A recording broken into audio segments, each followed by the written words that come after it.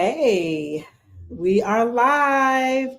Happy Sunday. It's your girl LaDonna. We're back with Smart Love Sundays. Super excited to be here. It's always a pleasure. Today, just like any other day, I have a great topic for us to discuss.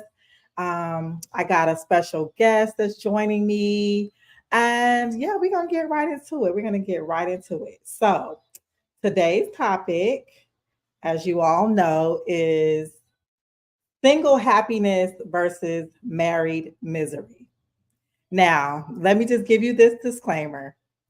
I am all for healthy, loving, happy marriages. That's what smart love is about. We're pushing towards that, right? We want black love. We're trying to defeat the war on black love. I'm all about black love. But I do believe that being happy, living your best life, and really enjoying all the pleasures of being single until you get to that point of marriage. And even in marriage, I think you should be happy in marriage as well. But me, I am single and I do understand the benefits of enjoying this single time and working on me, right? Um, there's so many there's so many people who like when I tell them I'm single, they're like, man, like why are you single? Like as if it's like a sickness or like it must be something wrong with you. Like how could you possibly be single? And that's what I want to kind of like let's defy some of those myths about single people and that it's not that I can't get a man or I don't want a man or nothing like that. It's just that while I am single, there are goals and things that I want to accomplish. There's things that I need to work on myself. There's a purpose that I have for my life that goes beyond being coupled up, right? And so until I am in that forever relationship, you best believe, baby, I'm enjoying being happily single. Okay. Um, I think that, oftentimes we just kind of, I know there's a lot of women that kind of just, they feel the pressure of society, like you got to get married, like you need, have children by this age, you got to do this, you got to do that. And I'm a firm believer in like, you got to do what works best for you. And so that's what this whole topic is about, like, single happiness versus married misery. I've noticed that like there's just a growing trend of people who are staying in unhappy relationships just for the sake of being in a relationship. That's not healthy. And guess what? They're unhappy. There's a lot of people who are out here, in unhappy relationships because of the wrong reason. So we're gonna get into the discussion today. I got a few statistics here I can share with you. I'm gonna share some of my story. I got a special guest, Brace. He got some notes. Some notes. I don't know what he gonna say. He told me to make sure I check my sponsors because there ain't no telling what he gonna say. So super excited about that. And we want you all to join in on the conversation as well. So everyone that's watching right now, whether you're on YouTube or Facebook, make sure you give me a hey, drop me a love this post, share it, get as many eyes on it as possible because we're about to have some real life discussions. Like we getting real raw and uncut because that's what smart love is all about, and it's all about us learning from each other's experiences. Okay, so I see. Let's see, who do we have here? Let me open up the comments. All right. Okay, I see we got a couple people on YouTube. Hello, who is watching from YouTube? Drop me a hey. Love this post. Like it. Make sure you share it. Let me give y'all, look to see. Y'all not following directions. Let me show you. Okay. Make sure you like, comment, subscribe, and share. Okay. So, as I mentioned in today's episode, we're going to discuss, why it just seems that there's so many singles who are thriving while there's many married individuals who are trapped in unhappiness. Now, I'm not saying, there aren't any, happy marriages out there, because I'm sure there are. But it's just, we can look at the success rates of marriages. We can look at, the amount of people who are just, reporting that they're just unsatisfied. And we know that there's a growing trend of people who are unhappy. So let me put on my glasses so I can teach y'all a couple things. Okay. So my research shows that there's actually a lot of women who are choosing to be single for a variety of reasons. Okay. Number one, self fulfillment, choosing choosing self-fulfillment over relationships that don't meet their requirements or their standards. They feel a sense of purpose and direction in their lives, and they choose to prioritize self-care and discovery, and learning new things about themselves. I would say that I have done that. I have prioritized, working on myself, working, getting a closer connection with God, working on my physical health, mental health, working on goals and things like that. More freedoms and opportunities. Women have more time for passions and hobbies. They can focus on their career goals. That happens a lot. Some of the benefits of staying single is that um, you actually have to, like I said, have time to focus on yourself, have time to build yourself up. And really, that will help you to attract the right type of people who are in line with your goals. The more work you do on yourself, the better your relationships will be. Um, there's some statistics that I'll share as I'll get into the conversation, because I want to hear what you all have to say. Hey, okay, we got some comments. Who we got here? Okay, what's up, Frisco? Yes, Frisco is married and happy. That's what I'm talking about, sis. Yes, we need more of that. But it wasn't easy. Okay. What's up, Nip? What up, Nip Swag? You should be able to do that with your mate. Okay, yes, you should be able to work on yourself and your goals. But oftentimes, I'm going to speak from a woman's perspective specifically. Oftentimes, our needs and our wants and our goals take a backseat to our relationships. Oftentimes, we're pouring so much into others, we don't focus on ourselves. What's up, Papa Tax? I see you in the comments. Everyone, make sure you love and like this post and share it. But yeah, we're gonna get into some conversations, because I want to hear about these happy, healthy marriages out there. Well, we want to understand, like, what's the key to that. I want to hear people who are out here thriving, happy being single. And yeah, we're gonna get into it. We're gonna get into it. Okay, let me go ahead and bring my guest. I see he is ready. Got the good lighting. Come on through. What up, Bryce? Hey, peace to you, dear. How you feeling? I am great. I am great. I am great. Thank you so much for joining. Thank you for having me. So what do you think about this topic? Is this something that you got a lot to say about? What you think about this? I don't think happiness is real. I think Oh, wait a minute. Whoa, whoa. Okay, off the bat. Please do so explain. standardize what it means across the board. So, like for example, if I was to describe a house, you would assume it has a roof, doors, walls, windows, a basement, maybe. But when Hmm. you describe happiness, no two people are going to give you the same answer, but they're Right. using each other's happiness as a standard to compare theirs to. So it's either Mhm. completely not real and illusory, or it's something that can't be quantified. And Okay. the closest that I know, like for men don't experience happiness. We experience accomplishment. Mm. So it's like if we can't accomplish something, we kind of have no dog in the fight. I'm not sure Oh, okay. for women though, but I know like with us is we don't get happy. We get the right to bear responsibility and prove ourselves competent. And that's Mm. the other thing. So like yeah, looking for happiness itself is a trap. I mean, it's one of your rights as an American. You have the right to life, liberty, and the pursuit of happiness, but you don't have the right to get happiness. Mm. Well, You yeah, don't what? Okay, so let's back up. So You say that men do not experience happiness. Are you saying that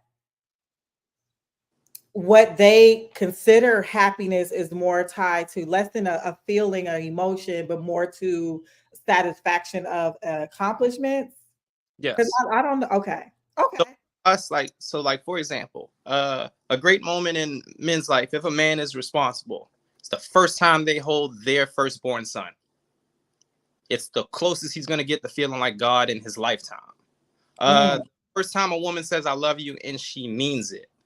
Like these are things that they don't happen often enough for men where we can go, I have a standard of other things that went well to compare it to. We go, in a life of hell, it was good to experience this. So for women, it's a little different, you know, especially like if you're younger and beautiful, uh, you have the world dying to tempt you with all the things that will destroy you. So then it's up to you to just not be destroyed by it. But like for men, the world's just trying to destroy us regardless, whether we mm, things or not.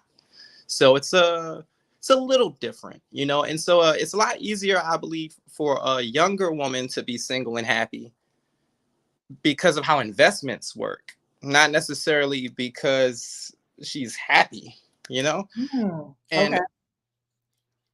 for that, that kind of comes down to I have this rule, I call it the 10-person rule.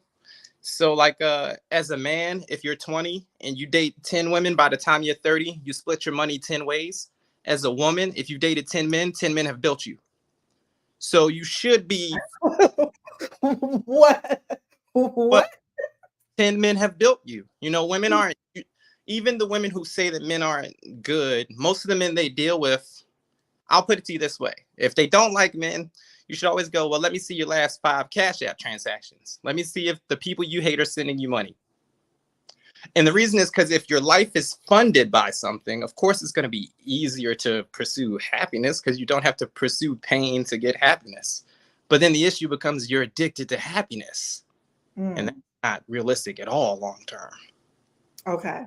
So when I like me specifically, because I don't I don't necessarily feel like I fit into what you're describing. But when I talk about being happy and being single, I'm talking about like the joys of like I have happy healthy relationships with friends, family. I'm able to do the things that I love to do, that I enjoy doing, whether it's traveling, whether it's experiencing new things, whether it's going to different countries, whether it's just time with my family and friends, accomplishments professionally, accomplishing my goals, um, being able to have peace, and like to have and to be able to love and have people love on me. So things like that is what I quantify. Like for me, like that's what I mean is I'm happy.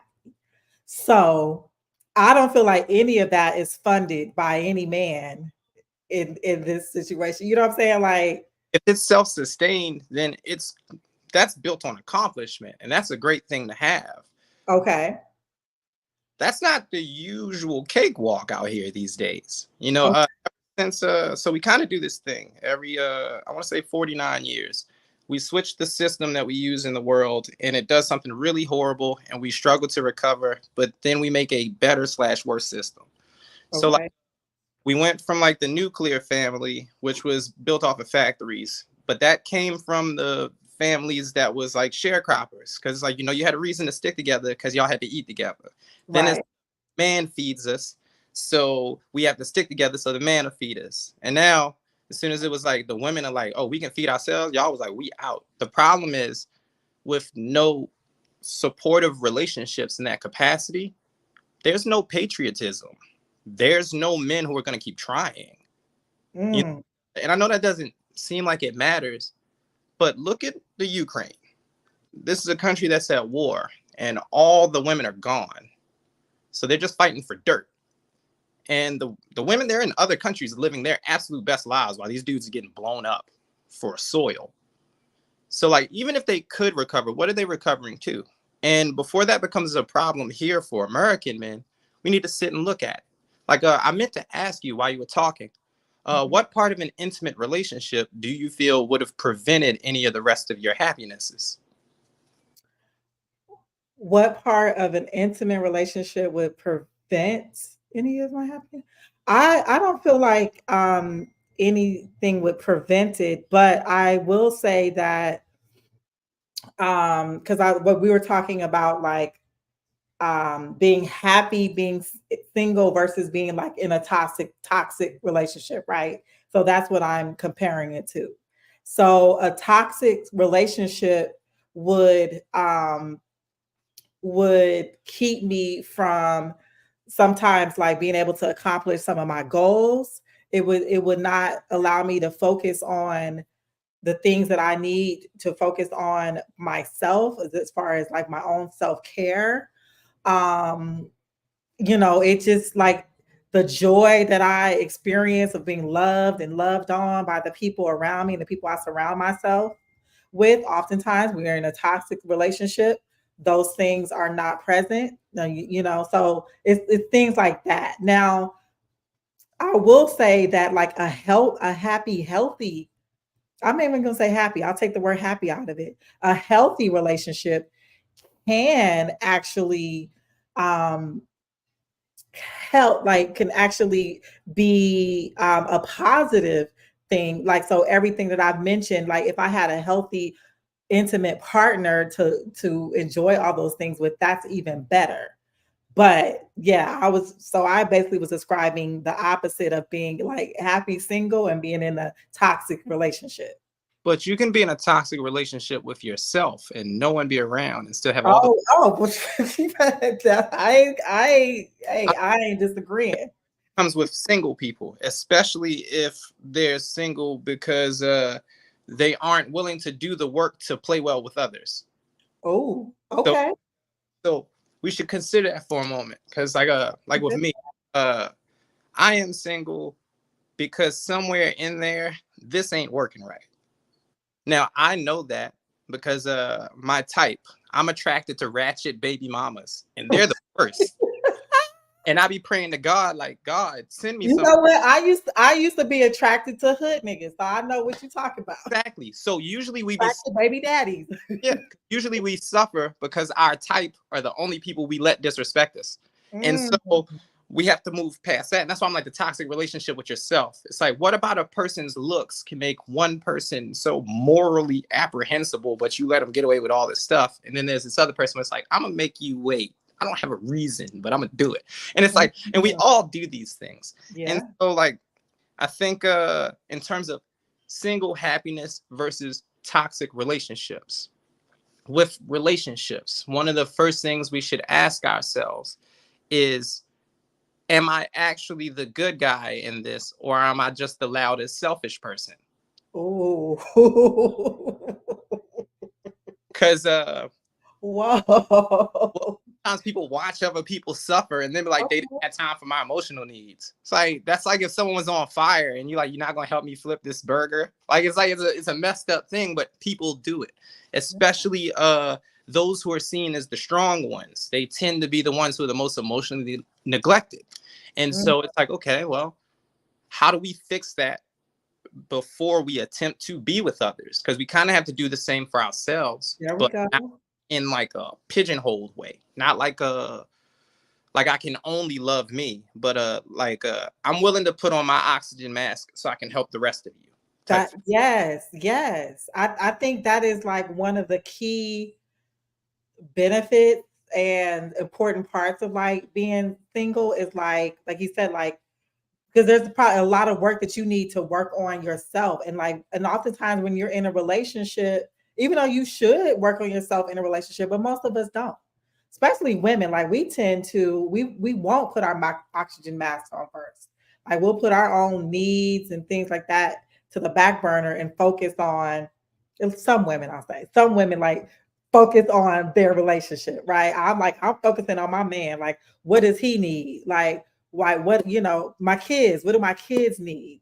So when I say like being single and happy, like gives you the opportunity to fix those things. Like I said, I took a break from dating because I didn't like, at first I was like, I don't like what I'm attracting. But what I realized is I was entertained. Like it wasn't like I was attracting, I probably was attracting, some of what I wanted and what I needed as well, but I was entertaining the wrong thing and I didn't know why. Like, why do I keep, like, why do these married men keep approaching me? Like, why do these like hood niggas keep approaching me? Like, why do, what I'm saying? These niggas who ain't shit keep approaching me. But it was like, this is who I was trying to entertain. But go ahead, Brace. I just want to ask you a question about that. Okay. Do you consider yourself boring? No. Because I only deal with ratchet girls because I'm boring. Like, I personally have no weird way to look at it. But, like, I would be like, my house is quiet. It's peaceful. It's Christian. There's nothing going on. Okay. Don't ratchet my way. It's like putting out a fire for like 48 hours. You know what I'm saying? And so I was like, what is it about me that wants to keep putting these fires out? So it's like, Mm. because like on one hand, you're like, yes, I do want to be prepared for my wife by the time we meet each other. At the same time, that is not how God does things. He likes introducing unprepared people to other unprepared people to see if they will try and make a life raft out of it. Oh, wow. Okay. In our modern world, since dating for the most part kind of switched to a prostitution business model, it's going to be a lot harder to find like long-term spouses, especially if people are chasing short-term happiness. Because you have to ask yourself, how many dopamine fixes is enough before you're tired of not caring about the person you see in the morning? Or like how many strangers is enough before you're like, all right, too many people see me naked. And the thing is, we're not thinking about these things because of survival mode. Yes. The full belief that while the economy is like this, while we are encouraged to feel that we're in survival mode, we will be at our absolute worst and our loudest. I realized when I started getting my shit together, I wasn't getting nobody's attention. It's going to sound super crazy, but like a couple years ago, I was homeless. And while I was homeless, I had 5 girls on the roster and none of them were homeless. As soon as I got an apartment and started paying my bills on time, no one talked to me no more. So it's like, were they looking for a problematic person? And I fit that description. And then when I wasn't problematic, you see what I'm saying? So it's like the issue, I believe, and I think this is across the board, male and female. I think we should stop dating for entertainment. Oh. Straight up. I think that's it. I think that's the solution. Okay. So dating for entertainment, as in like, okay, let's go out, let's have a good time. Like you're talking about, like we need to be more strategic. Like, okay, well, how many we get married? Like, well, how many stories have you heard where it's like, oh, we went out for drinks, had a wild time? Yep. Ugh. You know what I'm saying? It's like it never seems to be any real depth to it. Like it'll be like a lot of surface stuff and then too much involvement. And so I realized that I have this thing I call the stun flash. So if I'm sure there's okay, so for the ladies watching here that live in Atlanta, y'all fall for something called stun flash all the time. Stun flash is when a broke nigga looks like he has about 2,000 extra dollars, but what he's managed to do is throw $700 of resources at you really quickly in an elaborate way to make it look like he's rich. Because when money goes out, legs go up, but then he disappears. So it's a constant strategy, but it's like the issue is stun flash works because no one's thinking long term. Like if a woman was like, okay, well, I'm going out with this dude. If he's going to maintain the energy that we have, let's say on average, a person in America, let's say they make $120 a day, maybe. Let's say 80 they bring home after taxes. So first days really shouldn't be more than $80. Now, I know a lot of people aren't going to look at it like that, but you can maintain a daily pace in a relationship and it be realistic. You cannot maintain that if you just throwing thousands of dollars, especially as somebody, and it's the craziest part to me. Because I remember this one girl was like, if you love me, you'll pay my rent. And I looked in the face and I grabbed her hands and I was like, I don't know your middle name. So we're all going through it. And and the need to be entertained. Like once I was like, I like the idea of ratchet baby mamas because they're fun till they're not. You know what I'm saying? But it's like once I was like, okay, that's not gonna work.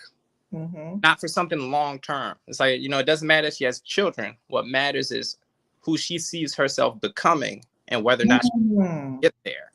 And yeah, long term vision. That's gonna be everything. Long-term vision. Okay, hold on.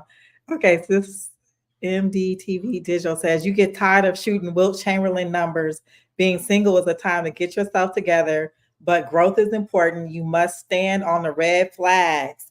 I'm asking if you have life insurance. Big facts. And I'm glad that, because like, all right, bro, look here. So the thing is with the red flags, every red flag in someone else is also something you do that you don't like. Ooh. So like, for example, when you like such and such don't care about me, what you mean to say is neither of us is really taking the effort to communicate about anything beyond the surface. Mm. Because if you got something to really talk to somebody about, it'll get deep eventually. You know what I'm Mm-hmm. saying? If you got anything in common, the commonality will show itself. But for the modern world, we're not doing that. Look, this is a city of wild butt cheeks and there's drugs everywhere.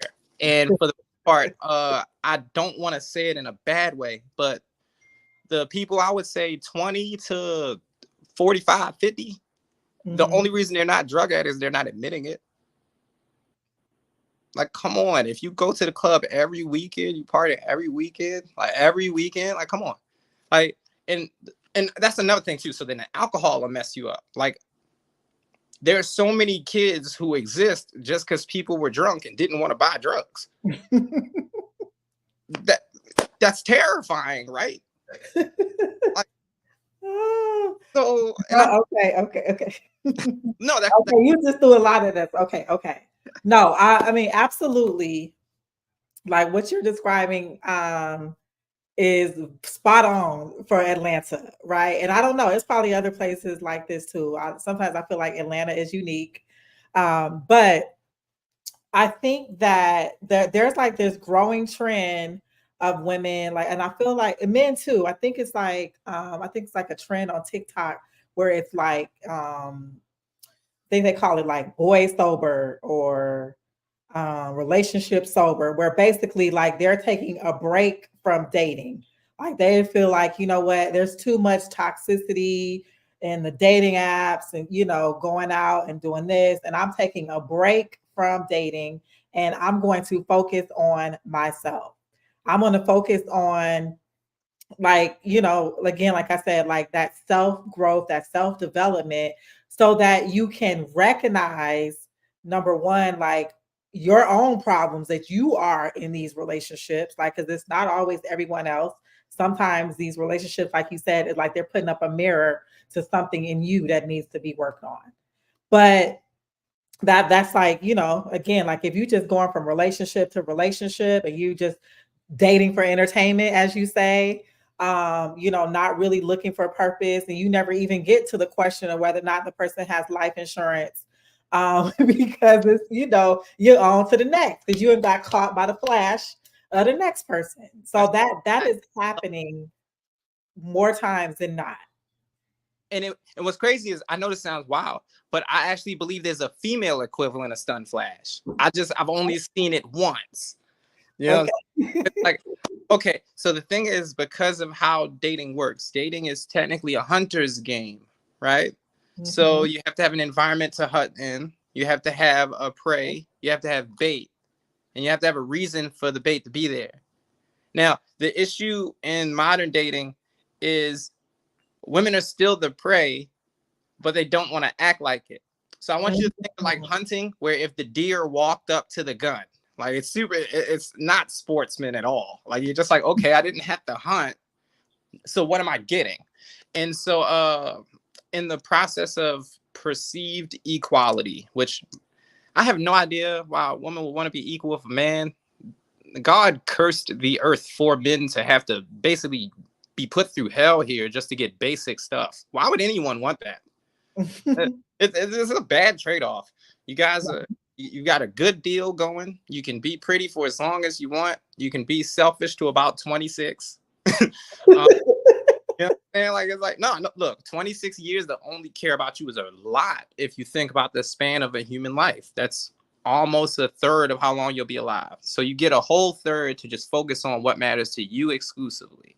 Mm. You know, and it's like that's not a bad deal. And I know there's some people that are like, well, I'll wait till I'm married. But I don't think people think about disqualifiers. Okay, hold on. I think I froze. Can you hear me? I can hear you, but Okay, I'm frozen. Okay, I can hear you too. Go ahead and keep okay. talking. So the issue then becomes disqualifiers. So like for example, I had a thing for this girl. She was like 28. And then she was like, well, you know, we'll see where it goes. But I'm not a spin the block nigga. Once you say no, I'm gone. I'm a blessing from God. So it's like, if you thought you could do better than what God sent you, have fun. It's not gonna work, but have fun.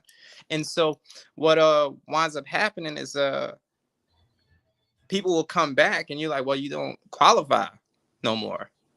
Mm. Because the game changed. I've changed. I've grown, you've grown separately. You know, so it's like the issue with women is well, I can't say the issue. What I'll say is the concern for the dating world is the use of the combination of beauty, youth, and sexual exclusivity. Mm.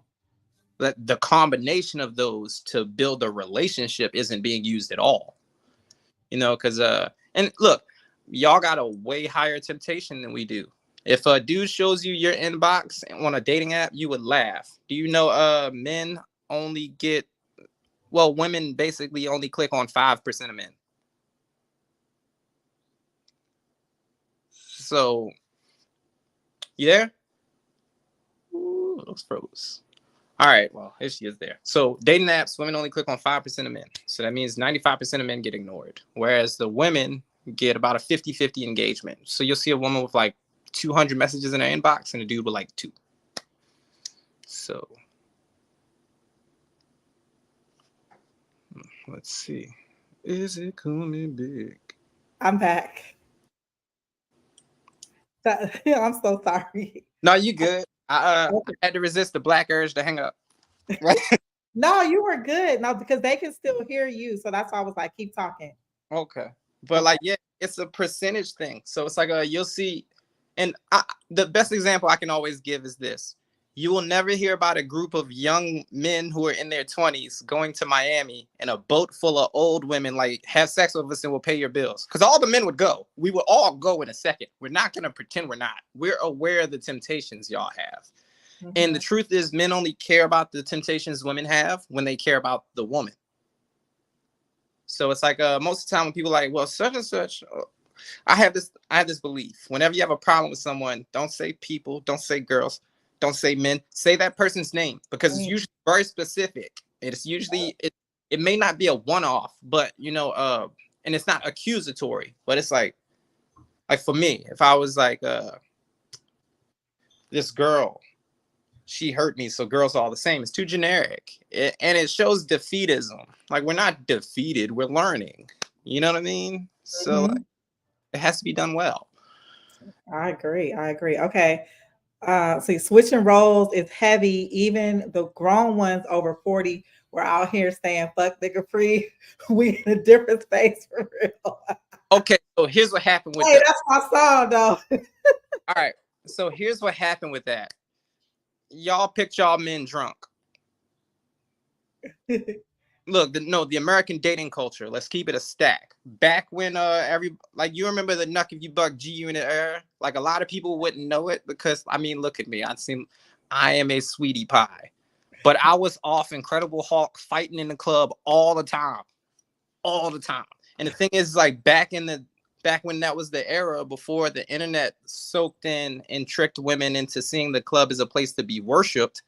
It was Mm, a place where people came together to see if they really had any chemistries.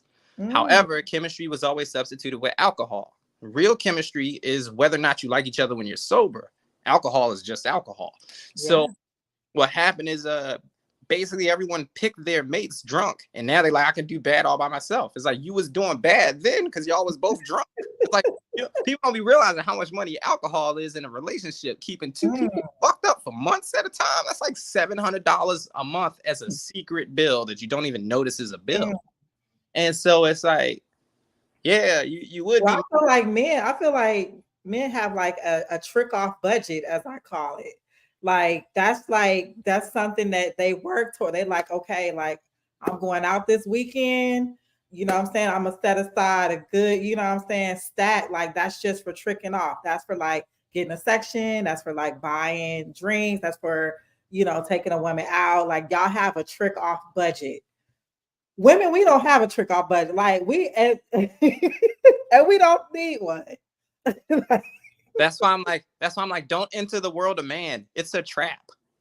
Look, okay, so one of the things, like for me, right? And this is gonna sound, Yeah. one of the red flags I usually notice online, especially dating apps, you'll see a girl in her profile, it'll be like 6 or 7 different vacation photos. Mm-hmm. Now, I don't be like, oh, she a hoe. I just think about things as basic math. I'm like, this costs money. Who's funding this lifestyle? And so, like, you know, when women are like, yeah, you know, let's go out this weekend. It's like, what you mean to say is, why don't you pay for me to go out? Men don't have fun at clubs. There is no fun in paying $700 for a maybe. There's no fun in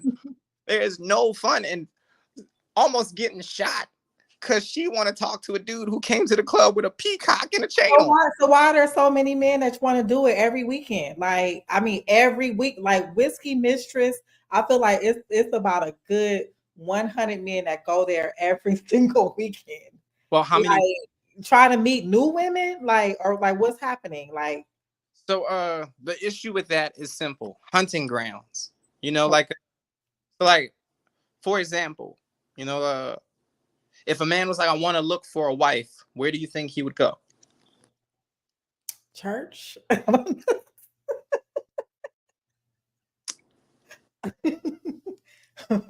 Right. Okay. So Just outside. We everywhere. You don't have to go a specific place. wives ain't everywhere. The Bible is very specific about it. It's like women that's outside all the time with like ankle jewelry on and nose piercings. The Bible says they will ruin your life. Don't chase them. Now, Mm. most men are going to because you're drunk and outside. It's the pride of life. It's the fun of life. We're supposed to do it. Like, you know, turn up, nigga. But at the same time, the bill will come due. And for men, the bill is always the same. You go, I really thought she was special. What you said out loud was, I thought she was special. Now, if we look at the math was like, I spent $1,200 on a $60 purchase. And that's where it gets us. So like, you will see a lot of men going out, but as men start to get better and better at math and inflation rises, because by the time milk reaches $6 a gallon, you're going to start seeing a lot of dudes not willing to do nothing. Watch it.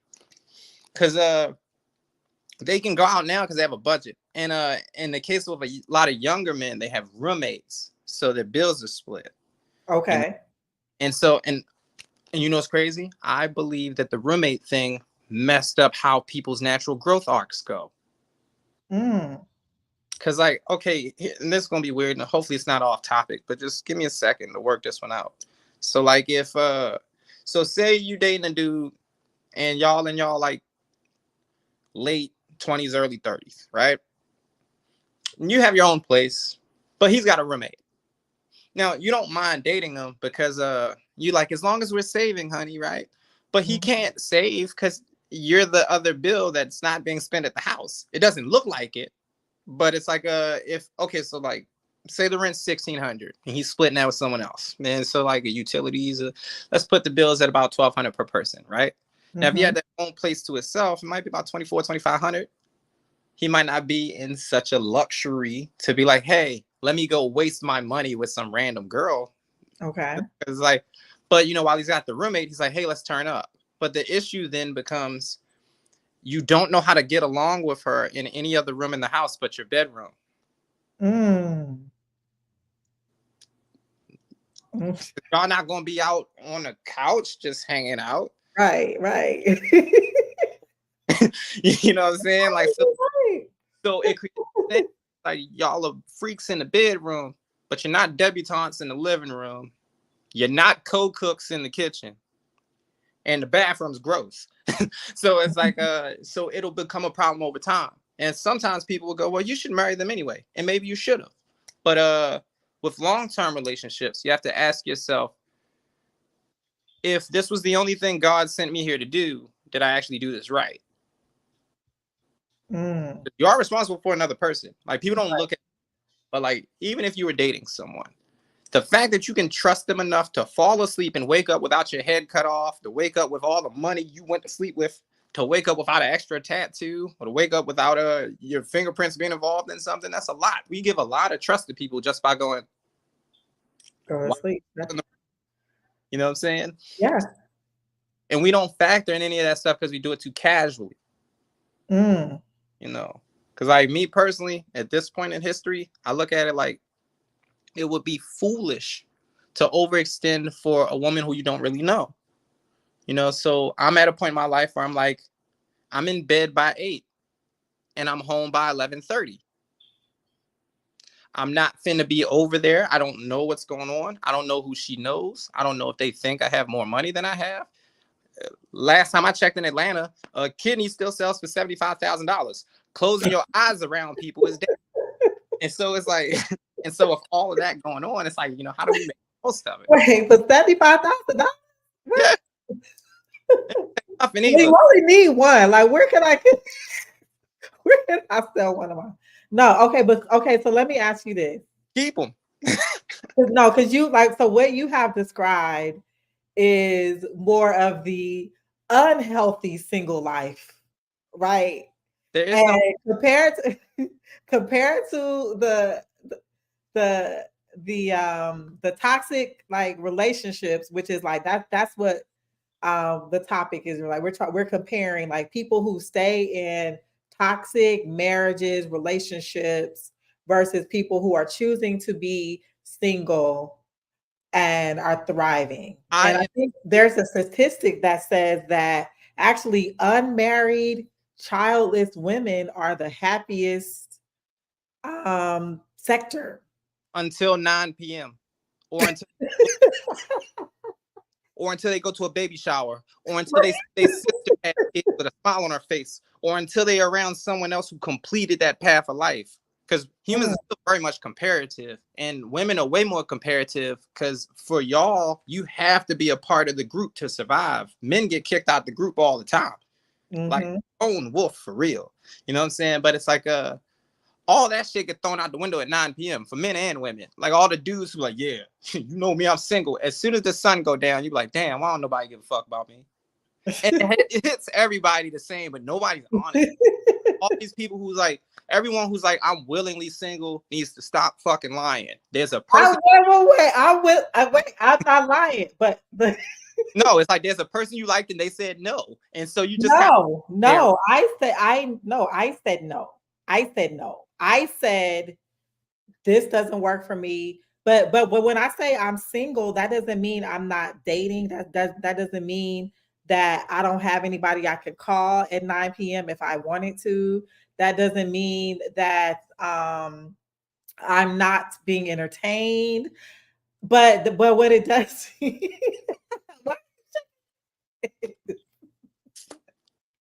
Oh no, what? I'm listening. No, there no, and I'm saying I'm one of those that until they in Walmart by themselves. No, be quiet. That's Pump that one up, bro. No, no, no. When they in Target and they see the other couples, yeah. okay, but it doesn't mean that I don't want a partner. Like I absolutely do. Like I want somebody to build with. I want somebody to grow with. I want a companion. I want somebody that could be my best friend. But what I'm not gonna do is settle for a relationship where my needs aren't getting met. I'm unhappy. Um, I'm no longer growing. I'm no longer on my path or living out my purpose to be in a relationship. That's what I'm not going to do. So that's what I say when I say I am happily single and I am choosing to be. Now What was I'm divorced. Like I was married for 8 years and I've been divorced for Monty, how old is Sadia? I've been divorced for 10 years. how do you not know? No, I asked. So, no, this is the funny story is my ex-husband had a child the day we signed our divorce papers. So I always like that's how I keep up with how long we've been divorced. She's 9? Oh, 9 years. That's drastic. And I would I wish I could purchase the book rights. We'll talk about. Oh, it's oh, it's coming. It's coming. Yeah, because And also the 40 dates in 30 nights. Okay. Because when I got back in the dating scene, I was outside. Okay. I'm going on as many dates as possible. It's a numbers game. I got to get out here and meet my next husband. And it wasn't until I actually took a step back and, like I said, focused on building myself, my personal growth, did I start to understand that my happiness was not going to come from another person. It was not going to come from another relationship, and that I needed to show up in my next relationship whole, healed, and ready to build. that So, whole ready to build shit is bullshit. I'm no, not it's not. I'm saying because what is how will you know when you're whole? You've never seen it. And so because of that, it's an impossible goal to reach. Remember I Okay. was about so we do this thing here, especially in America. When we don't want to fix a problem, we'll just start wildly swinging on the concept, like the war on drugs, right? It's a concept. You can't win it because the true war to fight was for relationships. And so it's like with people like I remember I had my outside phase. It don't really seem like it, but I went through a whole era where I was telling my homeboys, I was like, these girls don't give a shit about me, bro. And he was like, that's not true. And so I posted on my blog that I was committing myself to abstinence. And I had sex with 3 different girls that night because Mm. that's how little they cared about me. I wasn't wrong. But then once I realized I could use that for some real evil, I started overdoing it. And then I looked around and was like, what am I doing? What was the whole point of this? And it's like, and I feel like everyone does that in a different way, because people don't really be going out to hoe out. They go out to try and get revenge on someone that technically doesn't exist. Or they try and prove a point to someone who didn't give a fuck where they'd still be there. Mm. So it's like a lot of it, we be throwing ourselves away. You know what I mean? Like, I wasn't at my best when I was hoeing. I'm not. Actually, I'm definitely not ashamed of it. It was hilarious. There was one time I got a girl strictly off the strength of I burst in tears in front of the club. And everybody was like, bro, that's not going to work. And this girl walks up. She's like, are you okay? I was like, well, I don't know why she left. There was no she. I just wanted to see if the strategy would work. Oh, you wanted us? I was one of those. That's why I'm saying, like, Yes. gun Okay. flag, all of that, it all works well because everyone's doing it for the story. When you live in an adventure mode, you think everything's adventure. You know what I mean? Because like I've been in shootouts where you like this would have never happened if I was minding my business because I'm not a shootout type of person. You know what I'm saying? Like think about like Atlanta clubs. Most of the people going there, office clerks, receptionists. Where'd the gun come from? So it's like the thing is like when you wind up in those types of things just kind of go left. And so I was like, okay, well, what does it mean to me? It's like when I'm old, or even if we don't make it to be old, should the world end, am I holding the hand of someone who meant to be there with me? Mm. And that's where I feel like we have this disconnect, and plus it doesn't help that the modern version of marriage is technically a way to just give money to women. It's not really a way to secure What? safety. It's not. It's not. I want you to know To because give money to women. you like statistics, right? I do. I love them. The statistics for how most women become millionaires in America. It's divorce. It's not business. It's divorce. Okay. And so the men are scared. So and what's crazy is now you got the broke dudes like I can't give her my $8. This all I girls that's I'm worth far more than $8. And this is where we are in the world. So it's like Right. I didn't even go. it's drastic, Yeah. Hold on. Okay, wait, hold on. Y'all ain't gonna be going in on the single by choice women. Okay. I hate to hear single by choice. No, you single because most mess up their youth. They were out playing around for years and most missed the one who mattered. That's Okay. that's big facts. See, Not me. I ain't one of those. So I don't know what you're talking about. Go ahead. But how is that fact? So you were out. here's So how this you goes. messed up your young years, and now what you don't qualify? Well, What you yeah, mean? because no, because hey, bro, look, I feel where you're coming from because I'm good at math too. So I'm gonna give this to you in math terms, so that way the other people who are seeing it are like, oh shit. So here's how this goes: if a woman becomes sexually active at 15, on average, let's say she has one partner per season. By the time she's 30, that means 60 men are like, nah, I'm good. And you don't look at it like that, but that was 60 potential lovers who were like, no. And in the process of chasing those lovers, I know how God and the devil work. And the way God and the devil work is they both put people just close enough to you where neither seems too good to be true or too good to be bad. And so Mm. what happens is women are surrounded by men who are like, you don't have to do this. I will take care of you right now. And she be like, yeah, but he's 6'2", so good luck with whatever you're working on. And they keep playing. And what happens is that's why I was like the whole spin the block thing is dead. You know, like I turned 40 this year. I have a six-pack again. My skin is clearing up. The women who are turning 40 this year, that is not the case. So it's like, and again, it's like, so, and you add another decade to that. So you add another decade, one lover per season. That's 100 potential lovers by the time she's 40. That's 100 men who have said, no, I can do better. That's 100 men who have went, Who said? Are you wait? What? But what makes you feel? Well, of course you're saying this because you're speaking from the male perspective. But what makes you say that it's the men that said no and not the women that said no? oh, Like because men pick the relationship. Women just pick when we have sex. Men pick the status of the relationship every single time. Because, for example, if you go to propose to a man right now, you get on one knee to marry him, he may say yes. You will never be a wife. And I know that sounds like a weird way to look at it, but that wouldn't be what a wife would do. That's something the husband would have did. So it's like men always pick the relationship circumstance. hmm. Now, women are like, I'll let this dude have sex. I'll let this dude have sex. But remember, most of these decisions are being made drunk while on birth control. Birth control. No, birth control changes the smell of men that women find attractive. And then alcohol makes all your bad decisions sound like good decisions. So if Mm. you're outside drunk and you're on birth control, you're going to pick the worst man you can find. And you're doing this through your youth. The dude's not wrong. Hey, bro, your maths, I'm with you. It's a 60 plus number. The best time to catch a woman realistically is 27. He said. He said. What he said.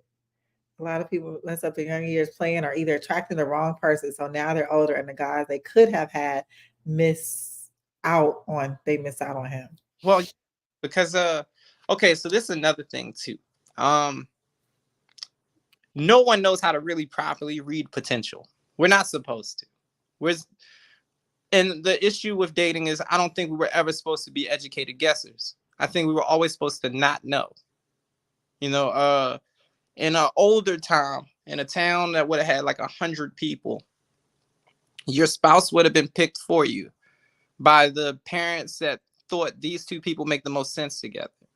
Mm-hmm. That's the end of it. Ain't no I'm a pick, because historically speaking, women are just bad pickers in general.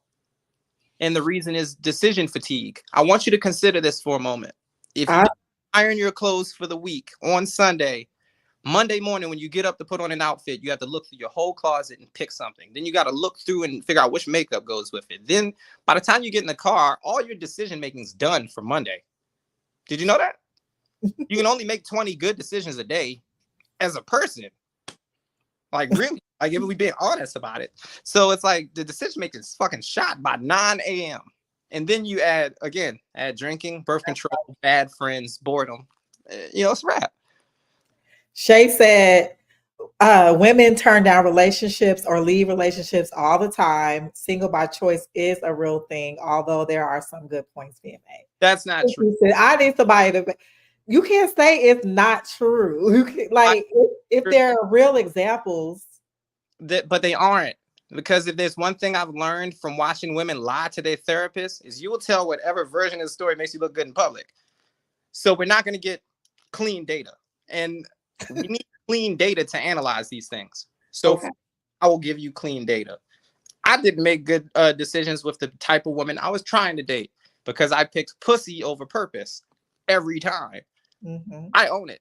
So the thing is, I realized the mistakes it's caused me. I realized the places I've made errors, and I'm fortunate enough to have lived through it. In the case of when women are like they're single by choice, no, you're not. There's someone you like and they don't like you back. It's the same with men. If a man's like he's single by choice, what he means to say is hundreds of women have said no, and he's just outside. Why can't Why we just be are honest women trying about to be- you all care about image mostly? it? Yeah. Well, obviously, and the reason is because men are seduced by their eyes and women are seduced by their ears. So, which is crazy that that's the way things go, and yet women trust the appearance of things, knowing that they can alter their appearance. So weird. Mm. But like, yeah, what you usually see in that case is so a woman will make herself look as youthful, as slender, or as voluptuous as possible, depending on her target audience, right? Mm-hmm. I might put on sunglasses. I might not even brush this. You see how this got this horrible slant on it? I might leave it like that. The thing is, like, because I would rather show up with what I am on merit and fail than show up with what I'm not and fail. You know what I'm saying? Mm. Mm. So, Have you ever been married? no, I've been engaged twice, and they asked me both times. What? Again, young women, bad decisions, dick game, boredom. It's a basic formula. A formula. Fuck that part. Okay. And what's crazy is the one girl, like she was making like 150 a year too when I was in college. So I had like no money. And she, she's like, yeah, we need, she's like, I never wanted something more in my life. I'm like, should have been raised by your daddy. But like, Okay, we about to get you off the single women because we gonna agree to disagree. But like, so tell me about that these men and women that stay in bad relationships, in bad marriages. oh, What is that all about? in the case of the men, it's because he could never get his mom to love him when he was young. In the case of the woman, it's because her father wasn't there and they both like rematches. Okay, so you said the men have mommy issues. Wow. Your mother is, as a man, I'm sorry, as a boy, you don't see your mother the way you see your father. You see, if your father's in the picture, you see your father as like a living ancestral god giant that just provides for the house and does all this other stuff, But your mother is a mix between a food source and your first love interest. Mm. Because the first woman you have to learn to get along with is your mother. Mhm. So what happens is if she's in a good mindset, if she's not a dark mother in terms of like psychology or not a malignant narcissist, you may wind up being a balanced man over time. But if she isn't, let's say especially like in our community, let's say you got a single mom and how did dude put it? And too many niggas know your mama. So let's say you have that, and it's like, so the son is seeing this, and the son will see all these dudes treating his mom however. Mm. And because he can't fix her trauma, he'll keep recreating that relationship. Mm. And in the case of the woman, if she didn't know who her father was, the absence of it, she feels the absence with grandiosity. She never feels the absence with how a person might actually be. Because like it's weird to think that a person is missing from our lives because they're off being successful instead of just being mediocre somewhere else.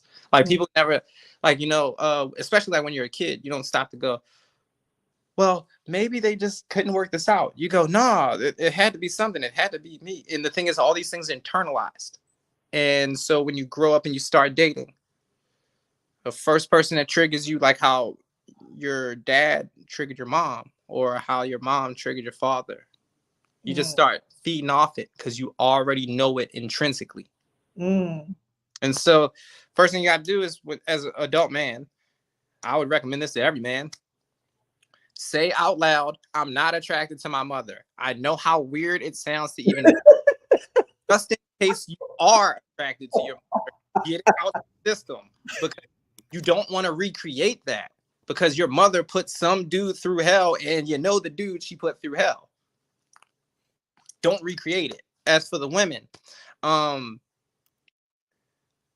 the issue tends to be that women only listen to men they find attractive in the first place.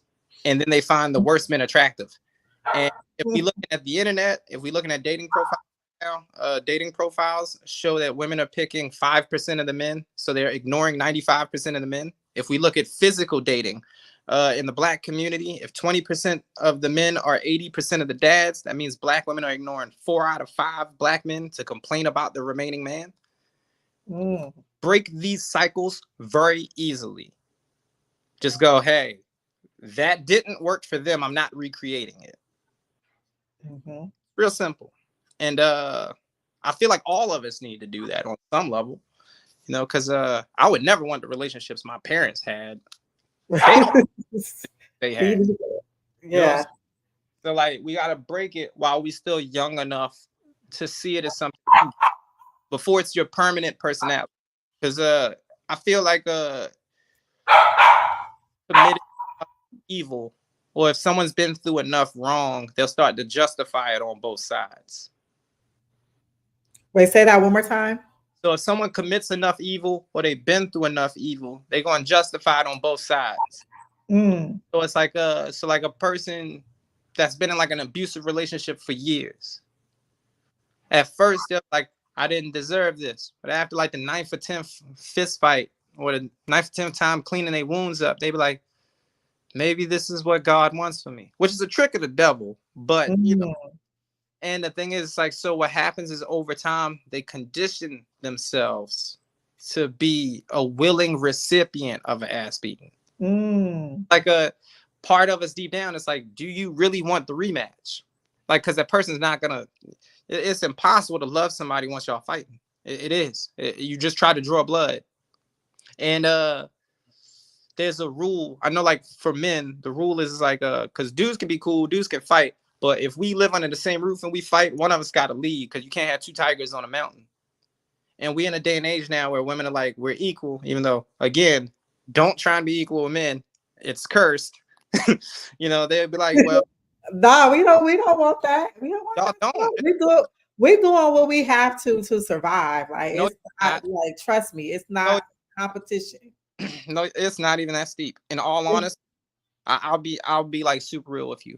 Uh, the marketing right now, because the music is telling women that basically the borderline prostitution is okay, because sexual liberation told them they'll be fine, because birth control offered them an out, because abortion offered them an out, because their family will help if they fuck up.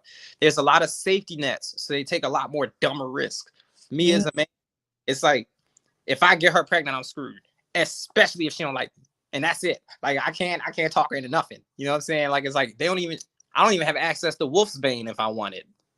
So you know, so you can't even like get out of that type of stuff. But it's like because of the nature of safety nets, the decision making is bad. So when people be like, "Oh, I'm just doing what I got to do," it's like, no, you're not. There's 10 other options. Like I knew a girl that was a straight up prostitute, and she was like, "I'm just doing what I got to do to survive." I was like, bullshit. I saw you fix a car. You could be a mechanic if you wanted. This is just fun. You're having fun. You know what I'm saying? So it's like so we need to all be honest about that, and we need to hold each other accountable. You know what I'm saying? Like because I wouldn't want to be a man that's bad for the Black community anyway if I could avoid it, but I also wouldn't know if no one told me. You know, in the case of like how we deal with women, we really don't tell them what they're doing wrong because it might also hurt our chances of having sex, and that's whoo, that's gonna hurt society in like 10 years. So Okay, Goat said most women don't see good women. They see and fall for the wolf in sheep's clothing, the dude that looks good, yeah, the stun flash. the stun flash. Yeah, because you just throw a bunch of money at her while her decision making's down. So like the best combination, and it's gonna sound rough, but the best combination to catch a girl slipping, especially in Atlanta, is if she's been out drinking with her friends and she treat her nose. Because cocaine turns all your bad feelings into good feelings, and alcohol turns off your inhibitions. So she will literally be with the dumbest person she could find because she feels like it has no consequences. Wow. Yeah. You see, we all see it all the time. We just don't know that's what we see it. But, Females don't see us equal. well, no, they see us as an inferior class of servants, but that's also because they don't understand the way the world works. I've had a woman tell me that, she doesn't need a man while I was carrying her groceries. So I just sat them on the ground and was like, and also, don't use your doorknob because men make doorknobs.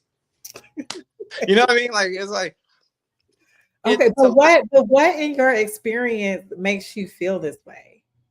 Who, me? Yeah. Oh, I just told you an experience. That happened. That happened in real life? That happened outside this apartment complex. I was like, are you for real? Like, I was helping her for like an hour or two. Like, and I could have been doing anything else. But like I said, I serve the Most High God. So the way I see it is like, if God sends me somewhere, I'm there to help someone else. Because I could have been minding my damn business in the house. So if I'm outside, I'm in fireman mode. But the thing is, not every fire you put out is the fire you think it is.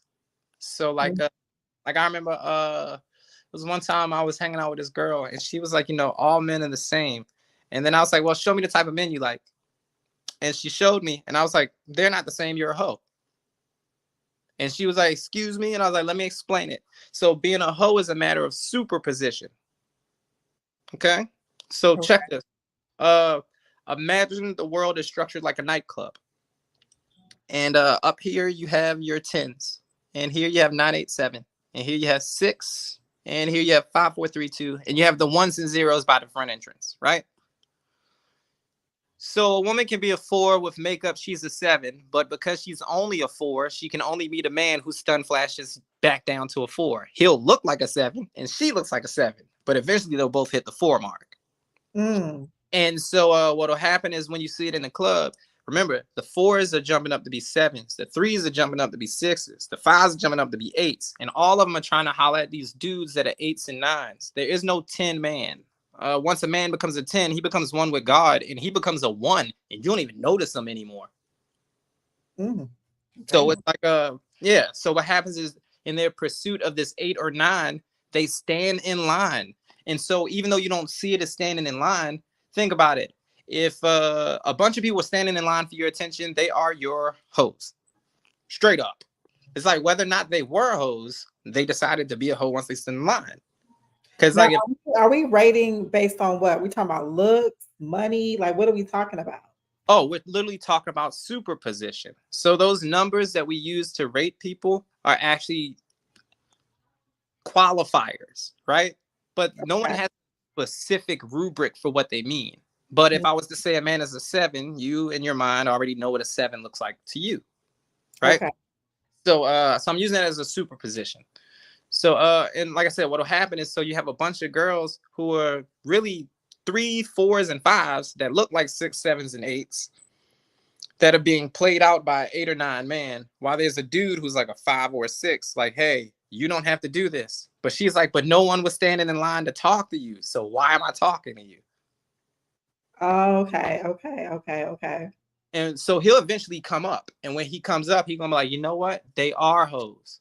I was just on the wrong side of the line. And so that's why women keep losing good men, because you gotta remember, more time's going by. If he's not distracted by women, he's only getting his money up. He's only becoming better. And so what'll happen is, by the time he becomes a really viable option, he may be burnt out of the game. So like, and it doesn't work the same for women, unfortunately. Now there are cases where women get second, third, and fourth win. Like, I ain't gonna lie, crazy shit I seen. My mom, when she turned 60, she got sick and lost all her weight. Now she looks like how she looked when she was 40, and she ain't had to do none of the fucking work. Like, yeah, Christmas miracle type shit. But it's like, usually that doesn't happen. Usually what happens is years of mistreatment, years of people not speaking good on your soul, years of bills not being paid on time, years of meals that were cooked but not cooked with love. All these things start to add up and kind of kill us. So, we have to be around people that aren't trying to kill us. Black men are viewed as disposable. Of course, Black men are viewed as disposable.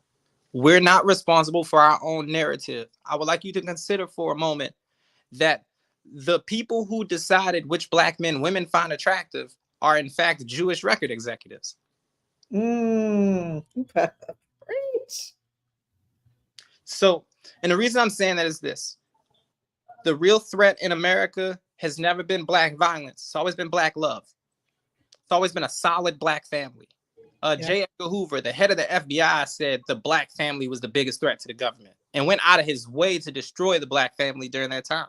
Yeah. And so what happens when you reach a point in history where like I want you to think about any one of us can name 5 rappers. Can you name 2 black male senators? 3 black male doctors? Just in general. The thing is we don't our images has been shot because we weren't responsible for our own public image. And we didn't realize it till it was too late. And it became too late around, when did the song Just Hold On, We're Going Home come out? That year. It was around the time of Just Hold On, We're Going Home. It was around that time. Oh. Yeah. Because it was around the time when Joe Biden said, if you ain't gonna vote for me, you're not black. That was when I realized black people have no control of their social image. Because that's like such a weird thing for an old racist to say in the first place.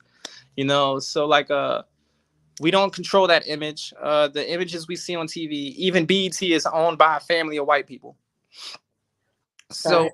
they're not showing black men that are responsible. They're not showing black men that have upward trajectory. They're not showing anyone you could look up to long term. They only show you crash outs because it's good for ratings. So we are viewed as disposable. And that's why it's on you yourself to make yourself indispensable.